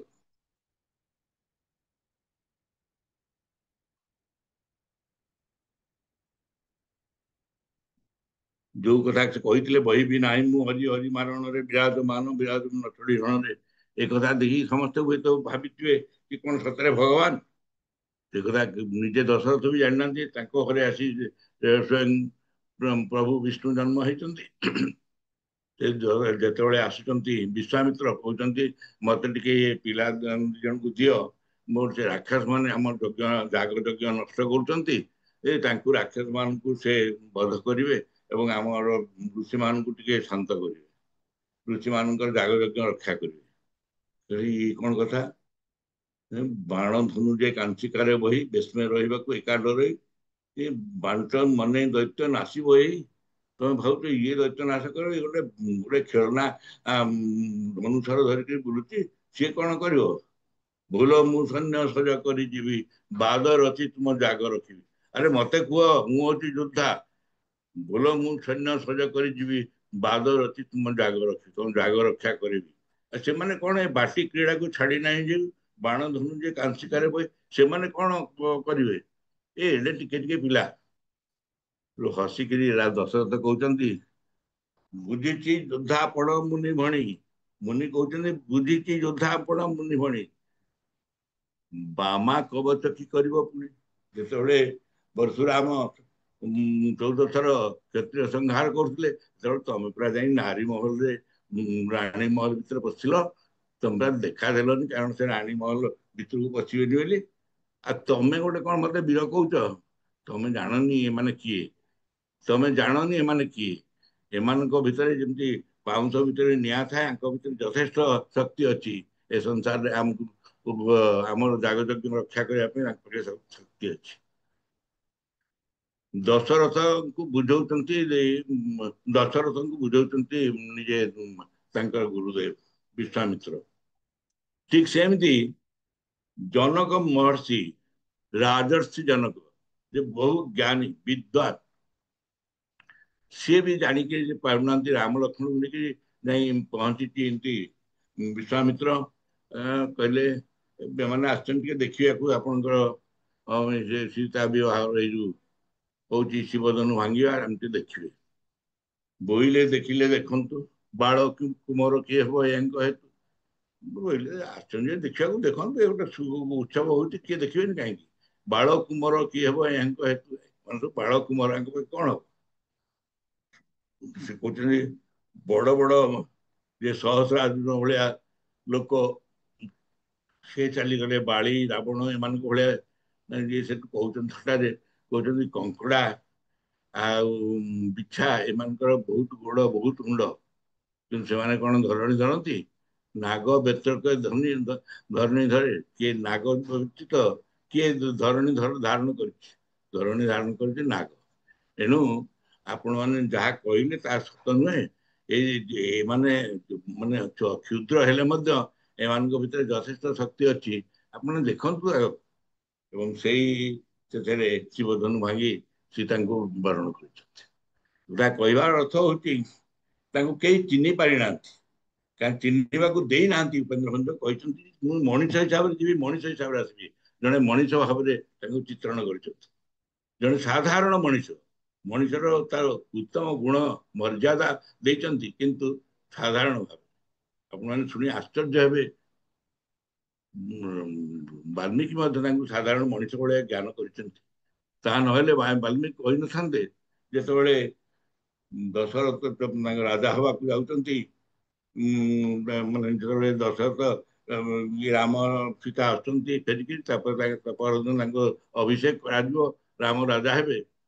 ସେତେବେଳେ କୈକେୟୀଙ୍କ କଥାରେ ଯେତେବେଳେ ତାଙ୍କୁ କହୁଛନ୍ତି ନାଇଁ ତମେ ବଣକୁ ଯିବ ବୋଲି, ସେତେବେଳେ ବାଲ୍ମୀକିଙ୍କ ଭଳିଆ ଲୋକ ସେ କହିଛନ୍ତି, ରାମ କହୁଛନ୍ତି ସେଠି, କହିଲେ ଯିଏ ସ୍ତ୍ରୈଣ ହବ, ମାନେ ବାପାଙ୍କୁ କହୁଛନ୍ତି, ଯିଏ ସ୍ତ୍ରୈଣ ହେଇ ସ୍ତ୍ରୀ କଥାରେ ଚାଲିବ, ସେ ଧର୍ମ କଣ ଜାଣିପାରିବନି, ଧର୍ମ ଅଧର୍ମର ବିବେଚନା କରିପାରିବନି। ଖାଲି ସେତିକି ନୁହେଁ, ସେ ନିଜେ ମାତା କୈକେୟୀଙ୍କୁ କହୁଛନ୍ତି ଏତେ ଅଭିସନ୍ଧି ମୂଳକ ଯେ ବୋଧେ ଯଦି ଭରତ ଫେରି ଆସିବ, ସେ ଭରତ ଫେରି ଆସିବା ପୂର୍ବରୁ ସେ ଦଶରଥଙ୍କୁ ମାରି, କାଳେ ଦଶରଥ ତାଙ୍କୁ ଗାଦି ନଦେବେ, ଦଶରଥଙ୍କୁ ମାରିଦେବେ। এই କଥା ବାଲ୍ମୀକିଙ୍କ ଭଳିଆ ଲୋକ କହିପାରୁଛନ୍ତି, କିନ୍ତୁ ଉପେନ୍ଦ୍ର କହିଲେ ନା ନା, ମୋ ଏଠି ପିତା ପୁତ୍ରର ଯୋଉ ସମ୍ପର୍କ, ସେ ସମ୍ପର୍କ ଏତେ ଆବିଳ ହୁଏ ନା। ଏଠି ବାପର ପିତୃ ସତ୍ୟ ପାଳନ କରି ଯେ ବନକୁ ଯାଉଛି ହସି ହସିକିରି, ସିଏ ଏ କଥା କହିପାରେ ନା। ସେ ଯାହା ହେଲେ ବି କିଛି ପିତାଙ୍କୁ, ସେ ନିଜ ମାତାଙ୍କୁ ବି କିଛି କହିନାହାନ୍ତି। ମାତା ଆଣିକି ଗୋଟେ କଷାୟ ବସନ ଦେଇଛନ୍ତି, ସେ କଷାୟ ବସନକୁ ପିନ୍ଧି ସେ ଯାଇଛନ୍ତି ଏବଂ ତାଙ୍କ ସାଙ୍ଗରେ ବାହାରି ଯାଇଛନ୍ତି ସୀତା। ମା ତୁ କୁଆଡେ ଯାଉଛୁ, ତ କାଲି ସକାଳେ ଆସିଲୁ ଜନକଙ୍କ ରାଜପ୍ରସାଦର ଜାନକ ଦୁହିତା, ତୁ ଏଠୁ ପଳେଇବୁ, ଯେ କଣ ବଣରେ କଣ କରିବୁ। ସେ କହୁଛନ୍ତି, ସୀତା କହୁଛନ୍ତି, ହେଲେ ମୁଁ ଆସିଛି ରାମଚନ୍ଦ୍ରଙ୍କୁ ବିବାହ କରି, ମୁଁ ଏଠି ଅଯୋଧ୍ୟାର ରାଜବଧୂ ହବାକୁ ଆସିନି, ମୁଁ ରାମଚନ୍ଦ୍ରଙ୍କ ସ୍ତ୍ରୀ। ସେ ଯୋଉଠି ରହିବେ, ଯେମିତି ରହିବେ, ମୁଁ ତାଙ୍କ ସାଙ୍ଗେ ସେମିତି ରହିବି। ହୁଏତ ଆଜି ଯୁଗରେ ଏକଥା ଅନେକ ସ୍ତ୍ରୀ କହିବାକୁ କୁଣ୍ଠାବୋଧ କରିବେ, କାରଣ ଏ ଐଶ୍ୱର୍ଯ୍ୟ, ରାଜ ଐଶ୍ୱର୍ଯ୍ୟ, ଏ ପ୍ରାଚୁର୍ଯ୍ୟ ଛାଡି ଜଣେ ବଣରେ କଣ୍ଟା ଫୁଟି ଯାଉଥିବ ଗୋଡରେ ଚାଲି ଚାଲିକିରି ସ୍ୱାମୀ ସାଙ୍ଗେ ବୁଲିବେ, ଏକଥା ହେଇପାରେ ନା। କିନ୍ତୁ ଯେତେବେଳେ ସୀତା ଏକଥା କହିଲେ, ନା ନା, ମୁଁ ବିବାହ କରିଛି ରାମଙ୍କୁ, ରାମ ଯୋଉଠି ରହିବେ, ଯେମିତି ରହିବେ, ମୁଁ ତାଙ୍କ ସାଙ୍ଗେ ରହିବି। ଆକୁ ତାଙ୍କ ସାଙ୍ଗେ ବାହାରିଛନ୍ତି ବୈଦେହୀ ବେଳା।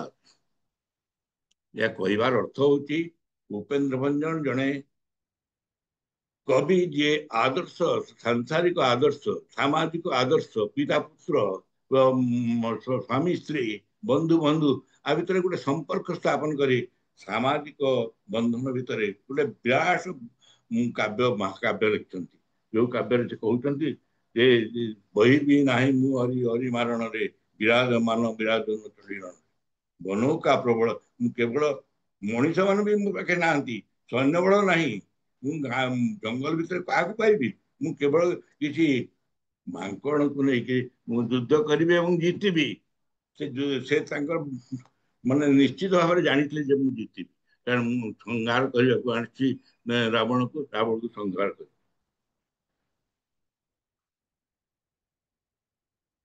एपरिक मार्कंडेय अगस्त्य मुनि जानी पारि ना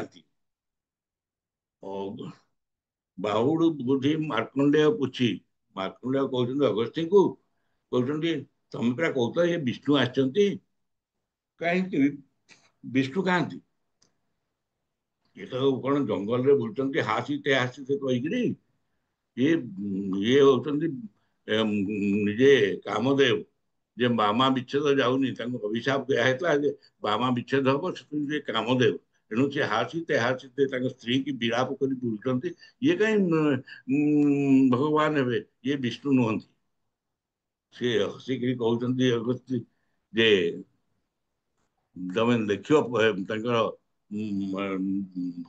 भगवान विष्णु को देख समस्ते देवगण थे जिते से राम अभिषेक हे से देख रुह अपेक्षा कर तेणु कहबार अर्थ हूँ छत्रे छत्रे से प्रमाणित कर जड़े साधारण मनीष जड़े साधारण मनीष से किपर भाव में कार्य निर्वाह कर रामायण जगह माने पाखे क्या आपण मैंने आश्चर्य हे मनीष मान सहित संपर्क छाड़ू से सुग्रीव सहित मित्रता कर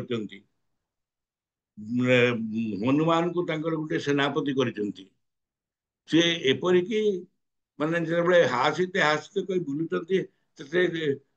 गछ को कुंडे पकाउंट हे गछ मत कह मो प्रिया कुआड़े गला मो प्रिया कुआड़े गला मत कह हासीते हासीते कहीकि गछ कह मु कौन कहि अरे तू केड़े सुंदर तो लता को तो देह गुड़े देचु तो तो लता माने तोते गुड़े तमें केते आनंद रे अछ हे लता तमें तमें तो गुड़े वृक्ष रे अछ मो सीता कुआड़े गले मो देह तो कई पाखे ना तेणु आलो कहते माने कहबार अर्थ हूँ आज जो विज्ञान जुगरे आमे कहूचु जे नहीं गॉड पार्टिकल बा जो ईश्वर कणिका से ईश्वर कणिका प्रति अणु परमाणु भितर अच्छी से रामायण जुगरे से मैंने जानी कहले ये सबू भितर ये गछ लता सेमती नुहंती जे मनीष दुखे दुखी होती मनीष सुखे सुखी होती माने झरणारू पानी झरिया बंद हो जाऊँगी ये हूँ मनीष सहित समवेदना देखा प्रकृति ये प्रकृति समवेदना से ग्रहण कर 31 चांदे कहते गोटे बग बस बके बसीला ध्रुव उपर विष्णु पद को भजिला उत्तरे गोटे लंडा बरगछ गोटे बगटे बस पचार मो स्त्री की देखी कि कुआड़े गला बग कह आज्ञा आप स्त्री की तो मुझे देखनी मुझे देखी बाहुनु अछ जो रमणीये विशेष शोभा तमु रमणी जो रमणीर रूपरेख तुम दौच ये उच्चता ये सुंदर ये कथा ताठू बाहुनु अछ जो रमणीये ताठू बहु गुण सुंदरी गोटे मुझे देखी बाहुनु अछ जो रमणीये विशेष शोभा तहु रमणीये विंश बाहु रथे बिलोकी गला दक्षिण पथ विंश बाहु रथरे दक्षिण पथरे जा देखी से कहे बाष्प हेउची नयनु जनिता नयन जो जोतक पड़ुची बाष्प हेउची नयनु जनिता बोलती मीन उद्गारे मुकुता मीन नयना आखिर मुक्ता गुड़ाक झरी पड़ुची कि देखुन देख मो देह देख मो देह से लुह पड़ी मु धड़ा हो जाइए बग कहूँ से जो बाहर हाराम हाराम चिकी ए बिना की मधुर बाहर जो राम स्वर ତାକୁ ବିଣା କୋଉଠି ଶୁଣୁଛି ତାପରେ ସେ ବର୍ଣ୍ଣନା କରିଛନ୍ତି।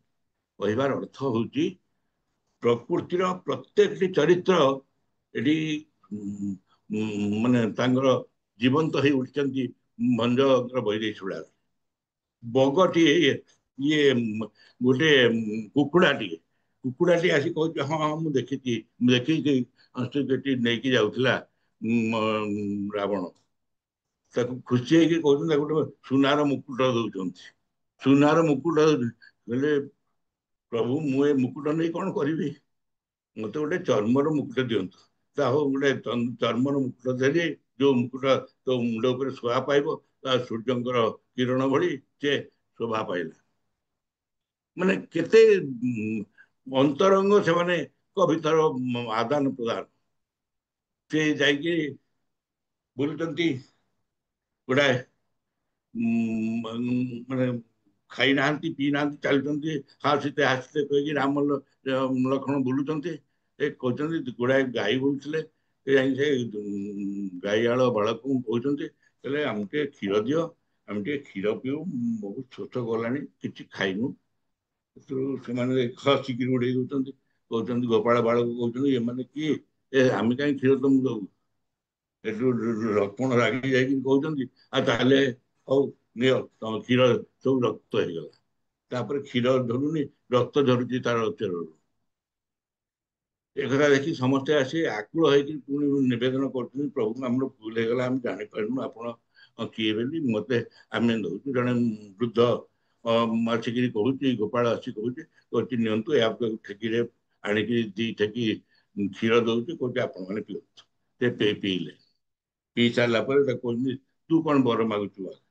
ନା ପ୍ରଭୁ ମୋ ପାଖେ ମୋ ଛୁଆ କେହି ନାହାନ୍ତି, ଆପଣଙ୍କ ଭଳିଆ ଯୋଡ଼ିଏ ପୁଅ ଯଦି ମୋର ହୁଅନ୍ତେ ମୁଁ କେଡ଼େ ଆନନ୍ଦ ହୁଅନ୍ତି, କେତେ ସୁନ୍ଦର, ମତେ ଭଲ ଲାଗନ୍ତା। ନା ନା ନା ମୁଁ ଏ ଜନ୍ମରେ ଏତକା ସମ୍ଭବ ନୁହେଁ, ଆର ଜନ୍ମରେ ଆଗାମୀ ଜନ୍ମରେ ତୁ ସେଇ ନନ୍ଦରାଜା ହବୁ, ମୁଁ ତୋର ପୁଅ ହେବି। ଆମେ ଦି ଭାଇ ଯାକ କୃଷ୍ଣ ବଳରାମ ହେଇ ତୋ ପାଖେ ଜନ୍ମ।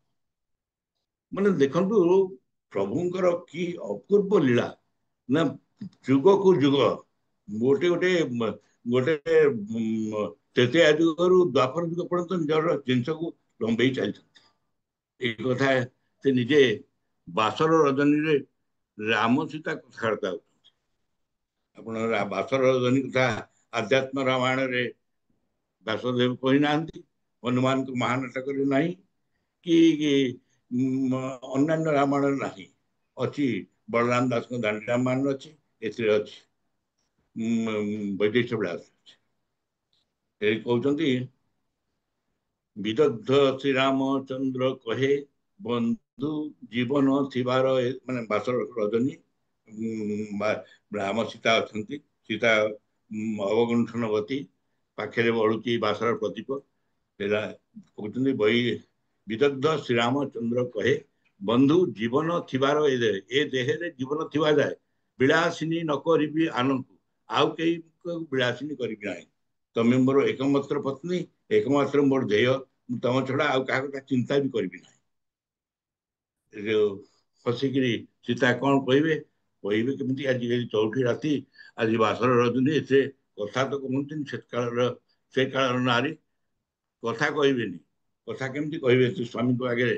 ତେଣୁ ବହି ଦେହି କେଶୁ କାଢି କେତକୀ ବର୍ଣ୍ଣ ଲିଖିତ ପୋଛି କସ୍ତୁରୀ, ଦେହରେ ଯୋଉ କସ୍ତୁରୀ ବୋଳା ହେଇଛି, ପାଉଡର ନଥିଲା, କସ୍ତୁରୀ କୁଙ୍କୁମ ଯୋଉ ବୋଳା ହେଇଛି ଦେହରେ, ବହି ଦେହି କେଶୁ କାଢି କେତକୀ ବର୍ଣ୍ଣ ଲିଖିତ ପୋଛି କସ୍ତୁରୀ କି। କଣ ଲେଖିଲେ? ବଳି ନାହିଁ ଆନେ ଆଜି ଯାଏ ତ, ବଳାଇବି ଜନ୍ମେ ଜନ୍ମେ ମୋ ଚିତ୍ତ। ଆଜି ଯାଏ ତ ମୁଁ ଆଉ କାହାକୁ ଚିନ୍ତା କରିନି, ବଳାଇବି ଜନ୍ମେ ଜନ୍ମେ ମୋ ଚିତ୍ତ। ବର ମଣ୍ଡପରୁ ଯିବ ବାହୁଡି, ବାର୍ତ୍ତା ବହେ ତୁମକୁ ନେବି ଲୋଡି।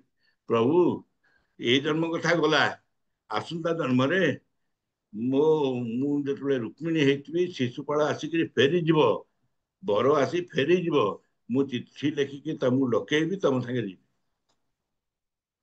ଏ ହଉଛି ବିଦ୍ବତ୍ତା, ଉପେନ୍ଦ୍ର ଭଞ୍ଜଙ୍କ ଜ୍ଞାନ କୌଶଳ। ଉପେନ୍ଦ୍ର ଭଞ୍ଜ ଯୁଗକୁ ଯୁଗ ଦ୍ୱାପରକୁ ତ୍ରେତୟା ସହିତ ସଂଯୋଗ କରିବା ପାଇଁ ଏକ ବିରାଟ ସୀତାଙ୍କ ମୁଖରେ କହିଛନ୍ତି, ରାମ କହିନାହାନ୍ତି।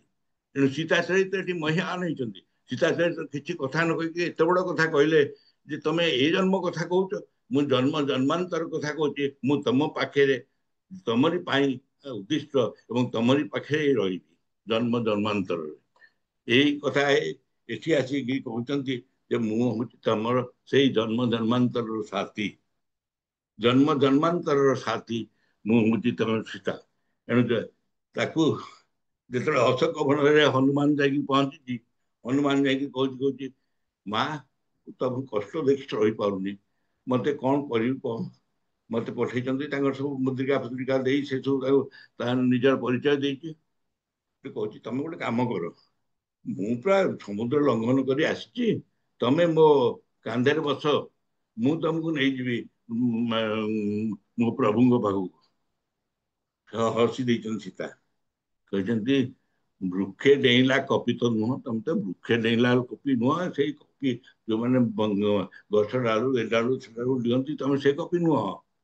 ତମେ ଏଇ କଥା କଣ କହୁଛ? ବାଧ ପ୍ରଭୁ ବିରୋଧକୁ ହେବ। ଏଇ କଥା କଲେ କଣ ହବ? ବାଧ ପ୍ରଭୁଙ୍କର ବୀରତ୍ୱକୁ ବାଧା ହବ, ବେନି ବିଷୟ ଚୌଡିଏ ଯିବ। ଆରେ ରାବଣ ମତେ ଚୋରି କରି ଆଣିଛି। ରାବଣକୁ ଅଙ୍ଗଦ, ବାଳିପୁତ୍ର ଅଙ୍ଗଦ କହୁଛି ତୁ ଚୋରଟାଏ, ତୁ ବେନି ବିଷୟ ଚୌଡିଏ ଯିବ, ତୁ ଚୋରଟେ। ସେ ଚୋରି କରି ଆଣିଲା ବୋଲି ତମେ ମତେ ନେଇଯିବ ଚୋରି କରିକିରି?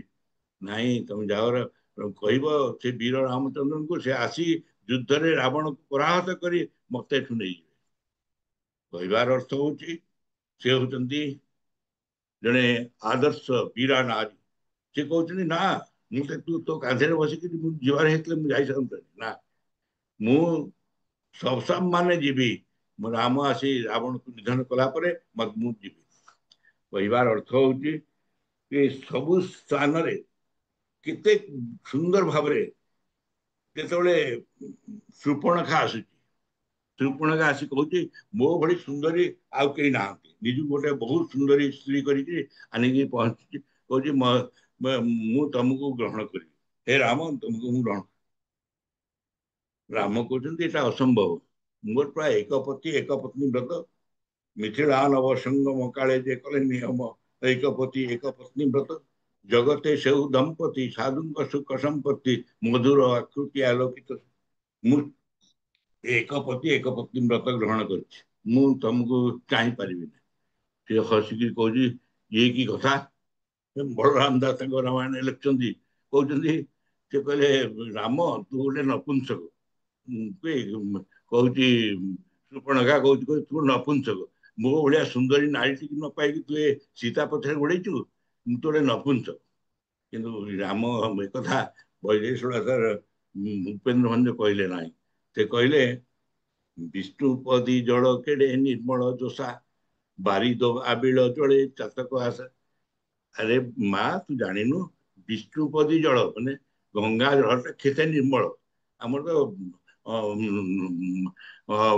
ପୂର୍ବପୁରୁଷ ମାନଙ୍କୁ ଆମେ ସେଇ ପାଣିରେ ମୁଗ୍ଧ କରିଦଉଛୁ। ଆମେ ଆମେ କଣ ତମେ କଣ କହୁଛ? ସେ ହଉଛି ଏତେ ଏତେ ଗଙ୍ଗା ଏତେ ପବିତ୍ର। କିନ୍ତୁ ବାରିଦ ଆବିଳ ଜଳେ ଚାତକ, ଚାତକର ଆଶା ଅଛି ସେ ମେଘ ବର୍ଷିବ, ସେ ମେଘ ଅପେକ୍ଷା କରି ସେ ବସିଛି। ତେଣୁ ମୁଁ ହଉଛି ସେ ଚାତକ, ମୋର ଗଙ୍ଗା ଜଳ ଦରକାର, ତୁ ଯେତେ ସୁନ୍ଦରୀ ହ ମୋର ସେଥିରେ ଯାଏସ ନା। ବାରିଦ ଆବିଳ ଜଳେ ଚାତକ ଆଶା, ମୋର ଆଶା ହଉଛି ସେଇ ବାରିଦ ଆବିଳ ଜଳେ। ମୋ ସୀତା ଅସୁନ୍ଦରୀ ହଉ ଯାହା ହଉ, ମୋ ପେଚି ମୋ ପାଇଁ ସୁନ୍ଦର। ପେଚା କହୁଛି ପେଚିରେ ତୋଠୁ ଭଳି ସୁନ୍ଦରୀ ଆଉ କେହି ନାହିଁ, ଏ ସୀତା ମୋଠୁ ସବୁଠୁ ସୁନ୍ଦରୀ, ତୁ ଯା ପଳା। ତାପରେ ସେ କହୁଛନ୍ତି ବାବୁ ନାକ ଶ୍ରୀ ଦାନ ଯୋଗ୍ୟ ଯୋଷାକୁ ବିହର, ଲକ୍ଷ୍ମଣ ପାଖକୁ ଚିଠି ଲେଖି ଦଉଛନ୍ତି, ବାବୁ ନାକ ଶ୍ରୀ ଦାନ ଯୋଗ୍ୟ ଯୋଷାକୁ ବିହର କାନ ନ କରି ଆଲିଙ୍ଗନ। ସେ ବୁଝିଲା, ବାବୁ ନାକ ଶ୍ରୀ, ନାକ ହେଲା ସ୍ୱର୍ଗ ସୁଖ ଦାନ କର, ବିହର କାନନ, କାନନରେ ବିହରଣ କର ତାକୁ ଧରିକିରି, ୟାକୁ ତୁ ଗ୍ରହଣ କର, ତୋ ସ୍ତ୍ରୀ ତ ଆସିନି। ସେ ଭାବିଲା ଏଇଟା ଠିକ କଥା କହିଛନ୍ତି, ଏଇ ଲକ୍ଷ୍ମଣ ହେଲା ମୋର ଠିକ ମାନେ ମୋର ପ୍ରେମିକ। ତାପରେ ଯାଇ ପହଞ୍ଚିକି ଚିଠି ଦଉଛି, ସେ ସାଙ୍ଗେ ସାଙ୍ଗେ ତାର କେଶ ଧରିକିରି ତାର ନାକ କାନ ଛେଦ କଲେ, ବିହର କାନ ନକରି ଆଲିଙ୍ଗନ। ତା କାନକୁ ମାନେ କାଟି ଦେଇଛି, ନାକକୁ କାଟି। ବାବୁ ନାକ ସିରି ଦାନ, ଦାନ ହେଲା ଛେଦନ, ନାକର ସୌନ୍ଦର୍ଯ୍ୟ ଛେଦନ କର ଏବଂ ବିହର କାନ ନକରି ଆଲିଙ୍ଗନ, ଆଲିଙ୍ଗନ ନକରି ଆର କାନ ଆଉ ନାକ ଛେଦନ କର। ଏ କଥା ସିଏ ତାର ଠିକ ବୁଝିପାରିଲେ ଲକ୍ଷ୍ମଣ। ଏବଂ କହିବାର ଅର୍ଥ ହଉଛି ଗୋଟେ ସେତିକି ଜ୍ଞାନୀ ନହେଲେ, ସେତିକି ବିଦ୍ବତ୍ତା ନଥିଲେ, ସେତିକି ଶବ୍ଦ ଜ୍ଞାନ ନଥିଲେ, ସେତିକି ବି ଭାବପ୍ରବଣତା ନଥିଲେ ଜଣେ ଲୋକ ଏ ପ୍ରକାର ଗୋଟେ କାବ୍ୟ ଗ୍ରନ୍ଥ ଲେଖିପାରିବ ନାହିଁ। ଏଇ କାବ୍ୟ ଏକ ଛନ୍ଦ କାବ୍ୟ, ଯୋଉ ଖଣ୍ଡ କାବ୍ୟରେ ଏତେ ମନୋଜ୍ଞ ଭାବରେ ତାଙ୍କର ଜିନିଷ ପ୍ରକଟିତ ହେଇଛି, ଆପଣମାନେ ଶୁଣିକିରି ଆନନ୍ଦିତ ହେବେ ଯେ ଯାହା କହିଲି ବିଳାସ, ଇଏ ହଉଛି କେବଳ ଆନନ୍ଦର କଥା। ଆନନ୍ଦ ଆନନ୍ଦ ଆନନ୍ଦ, ସବୁଠି ଖାଲି ଆନନ୍ଦ। ଯେତେବେଳେ କହୁଛନ୍ତି ଯେ ବଡ ଦୁଃଖରେ କହୁଛନ୍ତି ସୀତା, ଏ କଣ ହେଲା, ଆମେ କାଲି ସକାଳେ ରାଜା ହେଇଥାନ୍ତେ, ଆଜି ସକାଳେ ଆଜି ଆମକୁ କଲା ବନକୁ ଯିବାକୁ ପଡିଲା। ସାର୍ ଆମେ ଟିକେ ସାର୍ ଟିକେ ଶୀଘ୍ର ସାରିବା। ହଁ, ତେଣୁ ସେ ତାକୁ କହୁଛନ୍ତି ଆରେ ଯେମିତି ଅଳକା ତ୍ୟାଗ କରି ଶିବ ଶ୍ମଶାନକୁ ଯାଇଛନ୍ତି, ସେମିତି ବିଷ୍ଣୁଙ୍କୁ ରତ୍ନ ପଲଙ୍କ ସଢେଇକିରି ସର୍ପ ଶୟନରେ ଜଡେଇ ଦଉଛନ୍ତି। ଏଣୁ ବିଷ୍ଣୁଙ୍କୁ ସର୍ପ ଶୟନରେ ଯେମିତି, ଆଉ ଶିବଙ୍କୁ ଯେମିତି ଶ୍ମଶାନରେ ଯାତ୍ରା କରୁଛନ୍ତି, ସେମିତି ଆମକୁ ଏମିତି ଜଡେଇ। ଏ କଥା ମାନେ ବିହି ହଉଛି ଏଥିପାଇଁ ଦାୟୀ। ବିହି ଆମକୁ ବିଧାତା ଏମିତି କଲା। ଉତ୍ତରରେ ରାମଚନ୍ଦ୍ର କହୁଛନ୍ତି ଆରେ ଏଇଟା ବିଜନ ସ୍ଥାନ ବୋଲି, ବିଜନ ସ୍ଥାନ ବୋଲି ବିହି ଆମକୁ ଆଣି ଏଠି ରଖିଲା। ଆମେ କଣ ଏ ମଉଜ ପାଇଥାନ୍ତେ ଯୋଉଠି ରାଜଉଆସରେ ଚାରିକଡେ ହୋ ହୋ ଲୋକ ହଉଛନ୍ତି, ସେଠି କଣ କରିଥାନ୍ତେ? ଆମେ ଏଇ ଯୋଉ ବିଜନ ସ୍ଥାନ ବୋଲି ଆମକୁ ନିର୍ଜନ ସ୍ଥାନରେ ଏକାନ୍ତରେ ଆମର ସମୟ ବିତେଇବା ପାଇଁ ପଠେଇଛନ୍ତି। ତୁ କହୁଛୁ ସେଠି କର୍ପୂର ବିଛା ହେଇଥାନ୍ତା, ଏଠି ଆମର ରଜନୀଙ୍କର ଏ ବାଲି ବିଛା ହେଇଛି। ସେଠି ସଙ୍ଗୀତଜ୍ଞ ସଙ୍ଗୀତ ଗାଉଛନ୍ତି, ଏଠି କୋକିଳ ଗାନ ଗାଉଛି। ଏଣୁ ସବୁ ସାମଞ୍ଜସ୍ୟ ଆଣିକି କହୁଛନ୍ତି ରାମଚନ୍ଦ୍ର, ସକାରାତ୍ମକ ଚିନ୍ତା କର, ସକାରାତ୍ମକ ଚିନ୍ତା କରନ୍ତି, ହାଭ୍ ଏ ପଜିଟିଭ ମାଇଣ୍ଡ, ଯେ ଆମେ ଯାହା ପାଇଛୁ ତାଠୁ ଭଳି ଆଉ କିଛି ଅଧିକା ପାଇନଥାନ୍ତୁ। ଆଉ ଯଦି ମଣିଷ ସେ କଥା ଚିନ୍ତା କରିପାରନ୍ତା ଯେ ମୁଁ ଯାହା ପାଇଛି ଭଗବାନ ମତେ ଯଥେଷ୍ଟ କିଛି ଦେଇଛନ୍ତି, ତାହେଲେ ଆଉ ଦୁଃଖ ରହନ୍ତାନି, ଆନନ୍ଦ ହିଁ ଆନନ୍ଦ। ଯାହା ମୁଁ ପାଇଛି ତାହା ଭଗବାନଙ୍କର ଦେୟ, ତାହା ମତେ ଭଗବାନ ସେ ଅଧିକାର ଦେଇଛନ୍ତି। ସେ କଥା ପାଇଁ ମୁଁ ଆଜି ଏତିକି ଅବସ୍ଥାରେ ଆସି ପହଞ୍ଚି ପାରିଛି, ଯୋଉଥିପାଇଁ ଆମେ ଭଗବାନଙ୍କୁ ଯେତେ ସେତେ ଧନ୍ୟବାଦ ଦେବା। ସେ ଆଉ ଗୋଟିଏ କଥା କହିକି ଆପଣମାନଙ୍କୁ ସାରିବି, କାରଣ ମତେ କହିଲେଣି ତରୁଣ ମ୍ୟାଡାମ ଯେ ସଂକ୍ଷେପରେ ସାରିବାକୁ। ମୃତ୍ୟୁ, ଆପଣ କହନ୍ତୁ ମୃତ୍ୟୁ ସବୁବେଳେ ସଂସାରରେ ସବୁଠୁ ଦୁଃଖଦ, କିନ୍ତୁ ରାମାୟଣରେ ସମସ୍ତ ମୃତ୍ୟୁ ହଉଛି ଆନନ୍ଦଦାୟକ, ସମସ୍ତ ମୃତ୍ୟୁ ହଉଛି ଆନନ୍ଦଦାୟକ। ଆଶ୍ଚର୍ଯ୍ୟ ଆଶ୍ଚର୍ଯ୍ୟ। ଆପଣ କହୁଛନ୍ତି ମାରିଚକୁ ଯାଇ ଯେତେବେଳେ ରାବଣ କହୁଛି ତୁ ସ୍ୱର୍ଣ୍ଣ ମୃଗ ହେଇଯା, ନାଇଁ ନାଇଁ ମୁଁ ଦେଖିଛି ମୋ ମାଆକୁ ଯେତେବେଳେ ସେ ମାରିଲା, ସେ କେମିତି ତାଙ୍କ ବହୁତ ବିଭତ୍ସ ରୂପ, ମୁଁ ମରିପାରିବିନି। ସେ କହିଲେ କି ଆଶ୍ଚର୍ଯ୍ୟ କଥା, ତୁ ସେମିତି ନ ମରିବୁ, ତତେ ହେଲେ ମୁଁ ଏଠି ମାରିଦେବି, ଏବେ ମାରିଦେବି। ରାବଣ ହାତରେ କାହିଁ ମରିବି, ମୁଁ ଯାଇକି ରାମ ହାତରେ ମରିବି। ତେଣୁ ସ୍ୱର୍ଣ୍ଣ ମୃଗ ହେଇଯାଇଛି ଏବଂ ସେ ସେଠି ମରିଛି। ମଲା ପରେ ରାମ ତାକୁ କାନ୍ଧରେ ବୋହିକିରି ଆଣୁଛନ୍ତି ତାଙ୍କର ପନ୍ନ କୁଟୀରକୁ। କେତେ ସୌଭାଗ୍ୟ, ରାମଙ୍କ ସ୍ୱରରେ ମରିକି ସେ ବୈକୁଣ୍ଠ ଗଲା ଏବଂ ତାକୁ ନେଇକିରି ଆସୁଛନ୍ତି ରାମ, ତାକୁ କାନ୍ଧରେ ପକେଇକିରି ସେ ମୃଗକୁ ନେଇକି ଆସୁଛନ୍ତି। ସେମିତି ହେଇଲେ ଜଟାୟୁ କଥା ଦେଖନ୍ତୁ, ଜଟାୟୁ ଅପେକ୍ଷା କରି ବସିଛି ରାମକୁ କହିବ ଯେ ରାବଣ ନେଇକି ଯାଇଛନ୍ତି। ସେ ଆସି ପହଞ୍ଚିକି ଯେତେବେଳେ ରାମକୁ ସମ୍ବାଦ ଦେଇସାରିଛି, ତାପରେ ସେ ମରିଯାଇଛି। ତାର ଶେଷ କ୍ରିୟା, ସମସ୍ତ କ୍ରିତମାଦି କ୍ରିୟା କରିଛନ୍ତି ରାମଚନ୍ଦ୍ର ଏବଂ ତାକୁ ନେଇକରି ତାର ଅନ୍ତ୍ୟେଷ୍ଟିକ୍ରିୟା କରିଛନ୍ତି। ଏ ହେଲା ତାର ସୌଭାଗ୍ୟ। ସେଇ ସୌଭାଗ୍ୟ ହେଲେ ଜଟାୟୁଙ୍କର। ତାପରେ ଆସିଲା ବାଳି ମରୁଛି, ବାଳି ଭଳିଆ ବୀର ଶୌର୍ଯ୍ୟ ବୀର୍ଯ୍ୟଶାଳୀ ବୀର ବାଳି। ସେ ଯେତେବେଳେ ଦେଖୁଛି ଯେ ମତେ ମାନେ କିଏ ମାରିଲା ଏବଂ ସେ ଛାତିରେ ସେ ସ୍ୱରଟା ବିଧ ହେଇକି ରହିଛି, ତଳେ ପଡି ଯାଇଛି। ତୁକ କରିକି ପଚାରିଲା, ବାଳି ବୋଇଲା ତୁ ଦାସ ରଥିକି, ତୁ ଦାସ ରଥିକି ରେ? ତା ନହେଲେ ଏମିତି ଲୁଚିକିରି କିଏ ବାଣ ମାରନ୍ତା? ଯଦି ଯୁଦ୍ଧ କରିବୁ ମୋ ସାଙ୍ଗରେ ଯୁଦ୍ଧ କରିଥାନ୍ତୁ। ମୁଁ ଗୋଟେ ବୁଢାଟେ, ମାଙ୍କଡଟେ, ତୁ ଗୋଟେ ଟୋକାଟେ ଆଉ ଗୋଟେ ମଣିଷଟେ। ତୁ ମଣିଷଟେ ମଣିଷ ସାଙ୍ଗେ ଯୁଦ୍ଧ କରିବ ନା ମାଙ୍କଡ ସାଙ୍ଗେ ଯୁଦ୍ଧ କରୁଛୁ? ଆଉ ପୁଣି ମୁଁ ଗୋଟେ ବୁଢାଟେ, ତୁ ପୁଣି ମାରିଲୁ ମୋ ମାନେ ପ୍ରତ୍ୟକ୍ଷ ସମରଣ କରିକି ଲୁଚିକିରି ଗୋଟେ ଗଛ ଛାଡେ ଲୁଚିକିରି ମାରିଲୁ।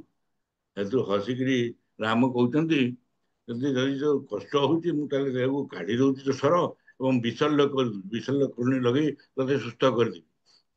ହସି ଦେଇକିରି କହୁଛି, ଏତେ ଛଳେଇକିରି କହିଲି ବୋଲି ତମେ ରାଗିଲ କି? ହେ ପ୍ରଭୁ, ତମେ ଲାଗିଲ କି? ବୈକୁଣ୍ଠକୁ ମତେ ବାଟ ଦିଶି, ମତେ ବୈକୁଣ୍ଠର ସିଡି ଉପରେ ଚଢେଇ ଦଉଛ, ମୁଁ ବୈକୁଣ୍ଠ ଯାଉଛି, ମତେ ପୁଣି ଘୋଷାରି ଆଣିଛ ଏ ସଂସାରକୁ? ନା ନା, ମତେ ମୁଁ ଛଡେଇ କହିଲି ତମକୁ, ନହେଲେ ତମେ ମତେ ଯାହା ଦେଇଛ ଯଥେଷ୍ଟ ଦେଇଛ ଏବଂ ତମେ ଆଜି ତମ ହାତରେ ମରି ମୁଁ ସ୍ୱର୍ଗ ଗମନ କରୁଛି। ଶେଷ ମୃତ୍ୟୁ ହେଲା ରାବଣର। ରାବଣ ଜାଣିଛି ସୀତା ହରଣ ରାବଣ ମରଣ। ଦେଶରେ ଯେତେବେଳେ ତାର ପୁଅମାନେ ମରିଯାଇଛନ୍ତି, ତା ଭାଇ ମରିଯାଇଛନ୍ତି, ସମସ୍ତେ ମରିଯାଇଛନ୍ତି। ସେ ଯେତେବେଳେ କହୁଛି ମନ୍ଦୋଦରୀ, କହୁଛି ନା ନା, ତମେ ବର୍ତ୍ତମାନ ଦୟାକରି ତମେ ଆଜି ସୀତାଙ୍କୁ ଫେରେଇ ଦିଅ, ଆମର ଦରକାର ନାହିଁ, ଆମ ବଂଶ ବୁଡିଗଲାଣି, ଆମେ ଆଉ କଣ କରିବା? ଆମ ବଂଶ ଯେତେବେଳେ ବୁଡି ସାରିଲାଣି ଆଉ ଆମର ଦରକାର ନାହିଁ, ବର୍ତ୍ତମାନ ସୀତାଙ୍କୁ ଫେରେଇ ଦିଅ। ତ ହସିକିରି କହୁଛି କହୁଛି ଆରେ ତୁ ଏଇ କଥା କଣ କହୁଛୁ? ଆରେ ମୁଁ ଆସିଛି କାହିଁକି ତୁ ଜାଣିନୁ? ଭଗବାନ ଆସିଛନ୍ତି ସଂସାରକୁ କୋଉଥିପାଇଁ? ଭଗବାନ ଆସିଛନ୍ତି ମତେ ମାରିବା ପାଇଁ। ପ୍ରଭୁ ଆସିଛନ୍ତି ମତେ ବୈକୁଣ୍ଠକୁ ନବା ପାଇଁ। ତୁ ଭାବୁଛୁ ମୁଁ ଏଇଲେ ବୈକୁଣ୍ଠ ସମ୍ପତ୍ତି କି ଏ ସମ୍ପତ୍ତି ବିପତ୍ତି? ବୈକୁଣ୍ଠ ସମ୍ପତ୍ତି ମୋର ଯଥେଷ୍ଟ। ମୁଁ ସେଇଠି ଥିଲି, ଜୟ ବିଜୟ ଚାଲିଗଲାଣି ଭାଇ କୁମ୍ଭକର୍ଣ୍ଣ, ମୁଁ ବି ଯିବି। ଏଣୁ ତମେ ସେଇଥିପାଇଁ ମତେ ଆଉ ମନା କରନି। ଆଉ ତୁ ତୁ ଭାବନି ମୋ ସହିତ ସତୀ ହେଇକିରି ସେ ଅଗ୍ନିରେ ପୋଡି ହବୁନି, ଦରକାର ନାହିଁ, କାରଣ ମୁଁ ସିଧା ସ୍ୱର୍ଗକୁ ଯାଉଛି। ତୁ ବରଂ ଉପପତ୍ତି ଗ୍ରହଣ କରିବୁ, କାହିଁକି ନା ଏ ସଂସାରରେ ମୋ କାର୍ଯ୍ୟ ସରିଗଲା। ଏଣୁ ମତେ ବୈକୁଣ୍ଠକୁ ବାଟ ଦିଶିଲାଣି, ତୁ ମତେ ଛାଡ। ମୁଁ ଜାଣିଛି ସୀତା ହରଣ ରାବଣ ମରଣ। ଏଇ କଥା କହିବାର ଅର୍ଥ ହଉଛି ଏଠି ଯେତେକ ମୃତ୍ୟୁ, ସେ ମୃତ୍ୟୁ ମଧ୍ୟ ବୈକୁଣ୍ଠ ଗମନର ବାଟ। ଏଣୁ ଆପଣ କହନ୍ତୁ, ଜୀବନର ଶେଷ ସମୟରେ ପ୍ରଭୁଙ୍କର ଯଦି କୃପା ଥିବ, ପ୍ରଭୁଙ୍କ ହାତ ଯଦି ତମ ମୁଣ୍ଡ ଉପରେ ଥିବ, ଆଉ କଣ ଚିନ୍ତା? ମୃତ୍ୟୁ ତ ଅନିବାର୍ଯ୍ୟ, ମଣିଷ ଜନ୍ମ ପାଇଁ ମୃତ୍ୟୁ ତ ଅନିବାର୍ଯ୍ୟ। କିନ୍ତୁ ମୃତ୍ୟୁ ବେଳକୁ ଯଦି ଠାକୁର ଆଗରେ ଅଛନ୍ତି, ଜଗନ୍ନାଥ ମିଳୁଛନ୍ତି, ଭଗବାନ ଆଗରେ ଠିଆ ହେଇଛନ୍ତି, ସେତେବେଳେ ଆଉ ମୃତ୍ୟୁକୁ ଭୟ କଣ? ଏଣୁ ହେ ପ୍ରଭୁ, ତମେ ତମେ ହିଁ ସତରେ ଏତେ ଏତେ ଉଦାର ଯେ ତମେ ସମସ୍ତଙ୍କୁ ତ୍ରାଣ କରିଛ, ସମସ୍ତଙ୍କୁ ତ୍ରାଣ କରିଛ। ବଗଠୁ ନେଇକିରି କୁକୁଡ଼ା ପର୍ଯ୍ୟନ୍ତ, ମୃଗଠୁ ନେଇକିରି ଏଇ ଗଛ ପର୍ଯ୍ୟନ୍ତ, ତମେ ରାକ୍ଷସଠୁ ନେଇକିରି ଏ ମଣିଷ ମାନଙ୍କ ପର୍ଯ୍ୟନ୍ତ, ତମେ କୋଉ ଇଏକୁ ବାଳକୁ ଦଉଛ, ବଳ ଦଉଛ। ତମେ କୋଉଠି ଗୋଟେ ଗୋପାଳକୁ କହୁଛ ମୋର ଗୁରୁ, ଆର ଜନ୍ମରେ ତୁ ମୋର ପିତା ହବୁ। ଏଇ କଥା ତମେ ସମସ୍ତଙ୍କୁ ଆନନ୍ଦ ଦେଇଛ, ଆନନ୍ଦ ଦେଇଛ, ଆନନ୍ଦ ଦେଇଛ। ଏଣୁ ହେ ପ୍ରଭୁ, ଇଏ ହଉଛି ପ୍ରକୃତରେ ତମର ବିଳାସ। ଏ ବୈଦେହୀଶ ବିଳାସ, ବୈଦେହୀ ମା ସୀତାଙ୍କର ଏବଂ ତାଙ୍କ ଈଶ ରାମଙ୍କର ବିଳାସ। ଏ ରାମ ଏବଂ ସୀତା ଦୁହେଁ ଦୁହିଁଙ୍କର ପରିପୂରକ, ଏକ ଏକ ଅଭିନ୍ନ ଚିନ୍ତା। ଯେମିତି ରାଧାକୃଷ୍ଣ, ସେମିତି ସୀତାରାମ। ତେଣୁ ସୀତାରାମଙ୍କୁ ଜପ କରି ଆପଣ ମାନେ ନିଶ୍ଚିତ ଭାବରେ ମନ ଭିତରେ ସେତିକି ଆକୁଳତା ଆଣନ୍ତୁ, ସୀତାରାମଙ୍କୁ ମନରେ ଧ୍ୟାନ କରନ୍ତୁ, ଆଖି ବନ୍ଦ କରି ମଣିଷ ପୂଜା କରନ୍ତୁ। ସେ ଶକ୍ତି ଆସୁ ଦେହରେ ଯେ ନା ନା, ମୋ ଭିତରେ ସବୁ ସମୟରେ ମୁଁ ଖୁସି ରହିବି। କାରଣ ପଜିଟିଭିଟି ଇଜ ଦି ଲାଇଫ। ଜୀବନକୁ ଗ୍ରହଣ କରିବାକୁ ହେଲେ ସକାରାତ୍ମକ ଚିନ୍ତାଧାରା। ମୁଁ ଯାହା ପାଇଛି ସବୁଠୁ ଭଲ ପାଇଛି, ମତେ ଯାହା ମିଳିଛି ତାହା ନିଶ୍ଚିତ ଭଲ, ଯାହା ମିଳିବ ତାହା ମଧ୍ୟ ଭଲ। ଏଣୁ ହେ ପ୍ରଭୁ, ତମର ଆଶୀର୍ବାଦ ସବୁବେଳେ ଥାଉ। ଆଜି ମୁଁ ସଂଯୋଗର ସମସ୍ତ କର୍ମକର୍ତ୍ତା ଏବଂ ସଂଯୋଗର ସମସ୍ତ ସଭ୍ୟମାନଙ୍କୁ ମୋର ପ୍ରଣିପାତ ଜଣାଉଛି ଯେ ଆପଣମାନେ ମତେ ରାମ କଥା କହିବାର ସୁଯୋଗ ଦେଇଛନ୍ତି। ଏହାଠୁ ଭଳି ସୁନ୍ଦର ଆନନ୍ଦର ବିଷୟ କିଛି ନାହିଁ। आपण मानकु समस्तଙ୍କୁ सहस्र कोटि प्रणाम रहिली। जय मां कलिंग भारत। क्षमा करेंगे सर आपणकर जो बहुत एते ज्ञान गर्भक जो कथा आहुरी कहवाक आमर शुणा इच्छा थिला किंतु समय आम बाधक साजुची जहाँ एत गोटे विराट प्रसंग को आपण अति संक्षिप्त भाव में किंतु सबू टच करके कहले आम बहुत उपकृत हलु बहुत कथा जानिलु आपण बहुत कथा कहले जे 52 छांदरे 52 सप्ताह भितर से लिखिचंती 22 32 42 52 यही क्रम लिखिचंती प्रत्येक अक्षर प्रथम ब रु आरंभ करिसंती रामतरक मंत्र कौन से विषय में कहले वैदेशी विलास लिखिचंती बलराम दास आउ दांडी रामायण एवं तुलसी रामायण रु जमती जगन्नाथ दास माँ से ओडिया भागवत लिखिते सेमती भंज केमिति बलराम दास दांडी रामायण और तुलसी रामायण को आधार करके से केमिति वैदेशी विलास लिखिचंती ता मध्य कहले आउ तापर मध्य भंज साहित्य रे 30,000 शब्द से आणिक संयोग कर से कथा मध्य आमे जानिलु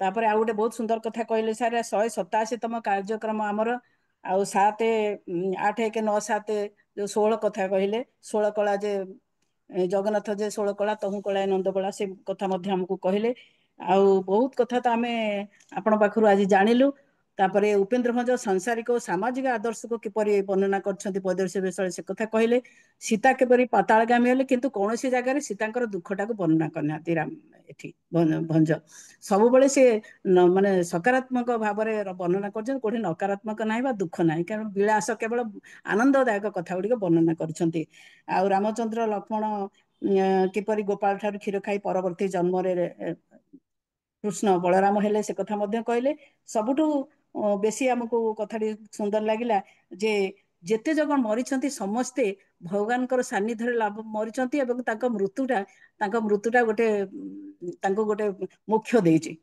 जेमति कि रावण हुंतु बाली हुंतु से माने समस्ते जटायु मरीच समस्ते जगन माने रामचंद्र सानिध्य लाभ करके मरीचंती एवं से भाविचंती जे तांको मृत्युटा होछि सबुठु पुण्य बा मोक्ष से माने पाई जाइछंती एवं आमे समस्ते आज आपन बहुत कथा शुणिलु आपण जो अगाध ज्ञान अच्छे ताधु काणी चाहे मात्र आम ग्रहण कलु जहा आपन को बहुत बहुत धन्यवाद पुणी आपन केतबेले आहुरी बहुत किछि रहिगला कहिया पई आपन को पुणी केतबेले आमे आपन को आमंत्रित करिवु आपन पुणी हमको कहिवे बहुत बहुत धन्यवाद रहउछु आज्ञा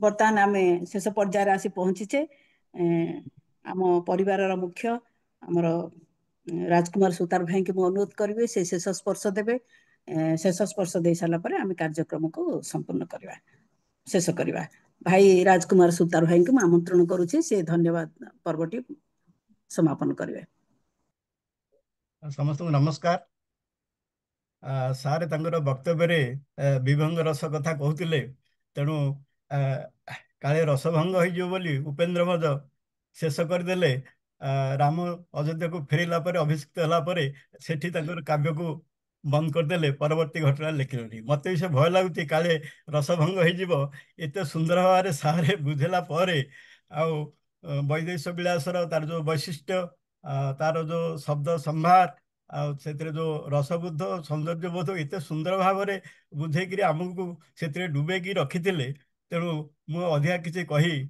से रसभंग करी ना केवल संक्षिप्त मोर आनुष्ठानिक दायित्व निर्वाह करी सार बहुमूल्य शैलेश्वर सार बहुमूल्य समय दे खूब सीमित समय भितर बाछी बाछी जो जिनसा कहले जोटा कि आम तरुण महिला भौणी जस्ट सुते दूसरे जोटा सारे कहले जो मृत्युटा केते आनंददायी पार यहाँ प्रकृत भारी भल लगे माने आम साहित्य उपेन्द्र साहित्य एत गुटे जिन रही जोटा को प्रकृत आम मैंने जापारू आउ बहुत कथा रही आहरी बहुत कथा भी रही जाइए सारे से जो सुंदर भाव में आमको से विषय अवगत करेले सार को मु संजोग तरफ कृतज्ञता ज्ञापन करुच्ची पुणी आउे केवे आम ये आउे भेट हवा आज जो वेबिनार को अति सुंदर भाव में संचालन कले भौणी तरुणबाला महापात्र एवं सुंदर भाव में तार सारांश आम आगे सार जहाँ कहले संक्षिप्त सारांश आम थोड़े आम आगे थोदेले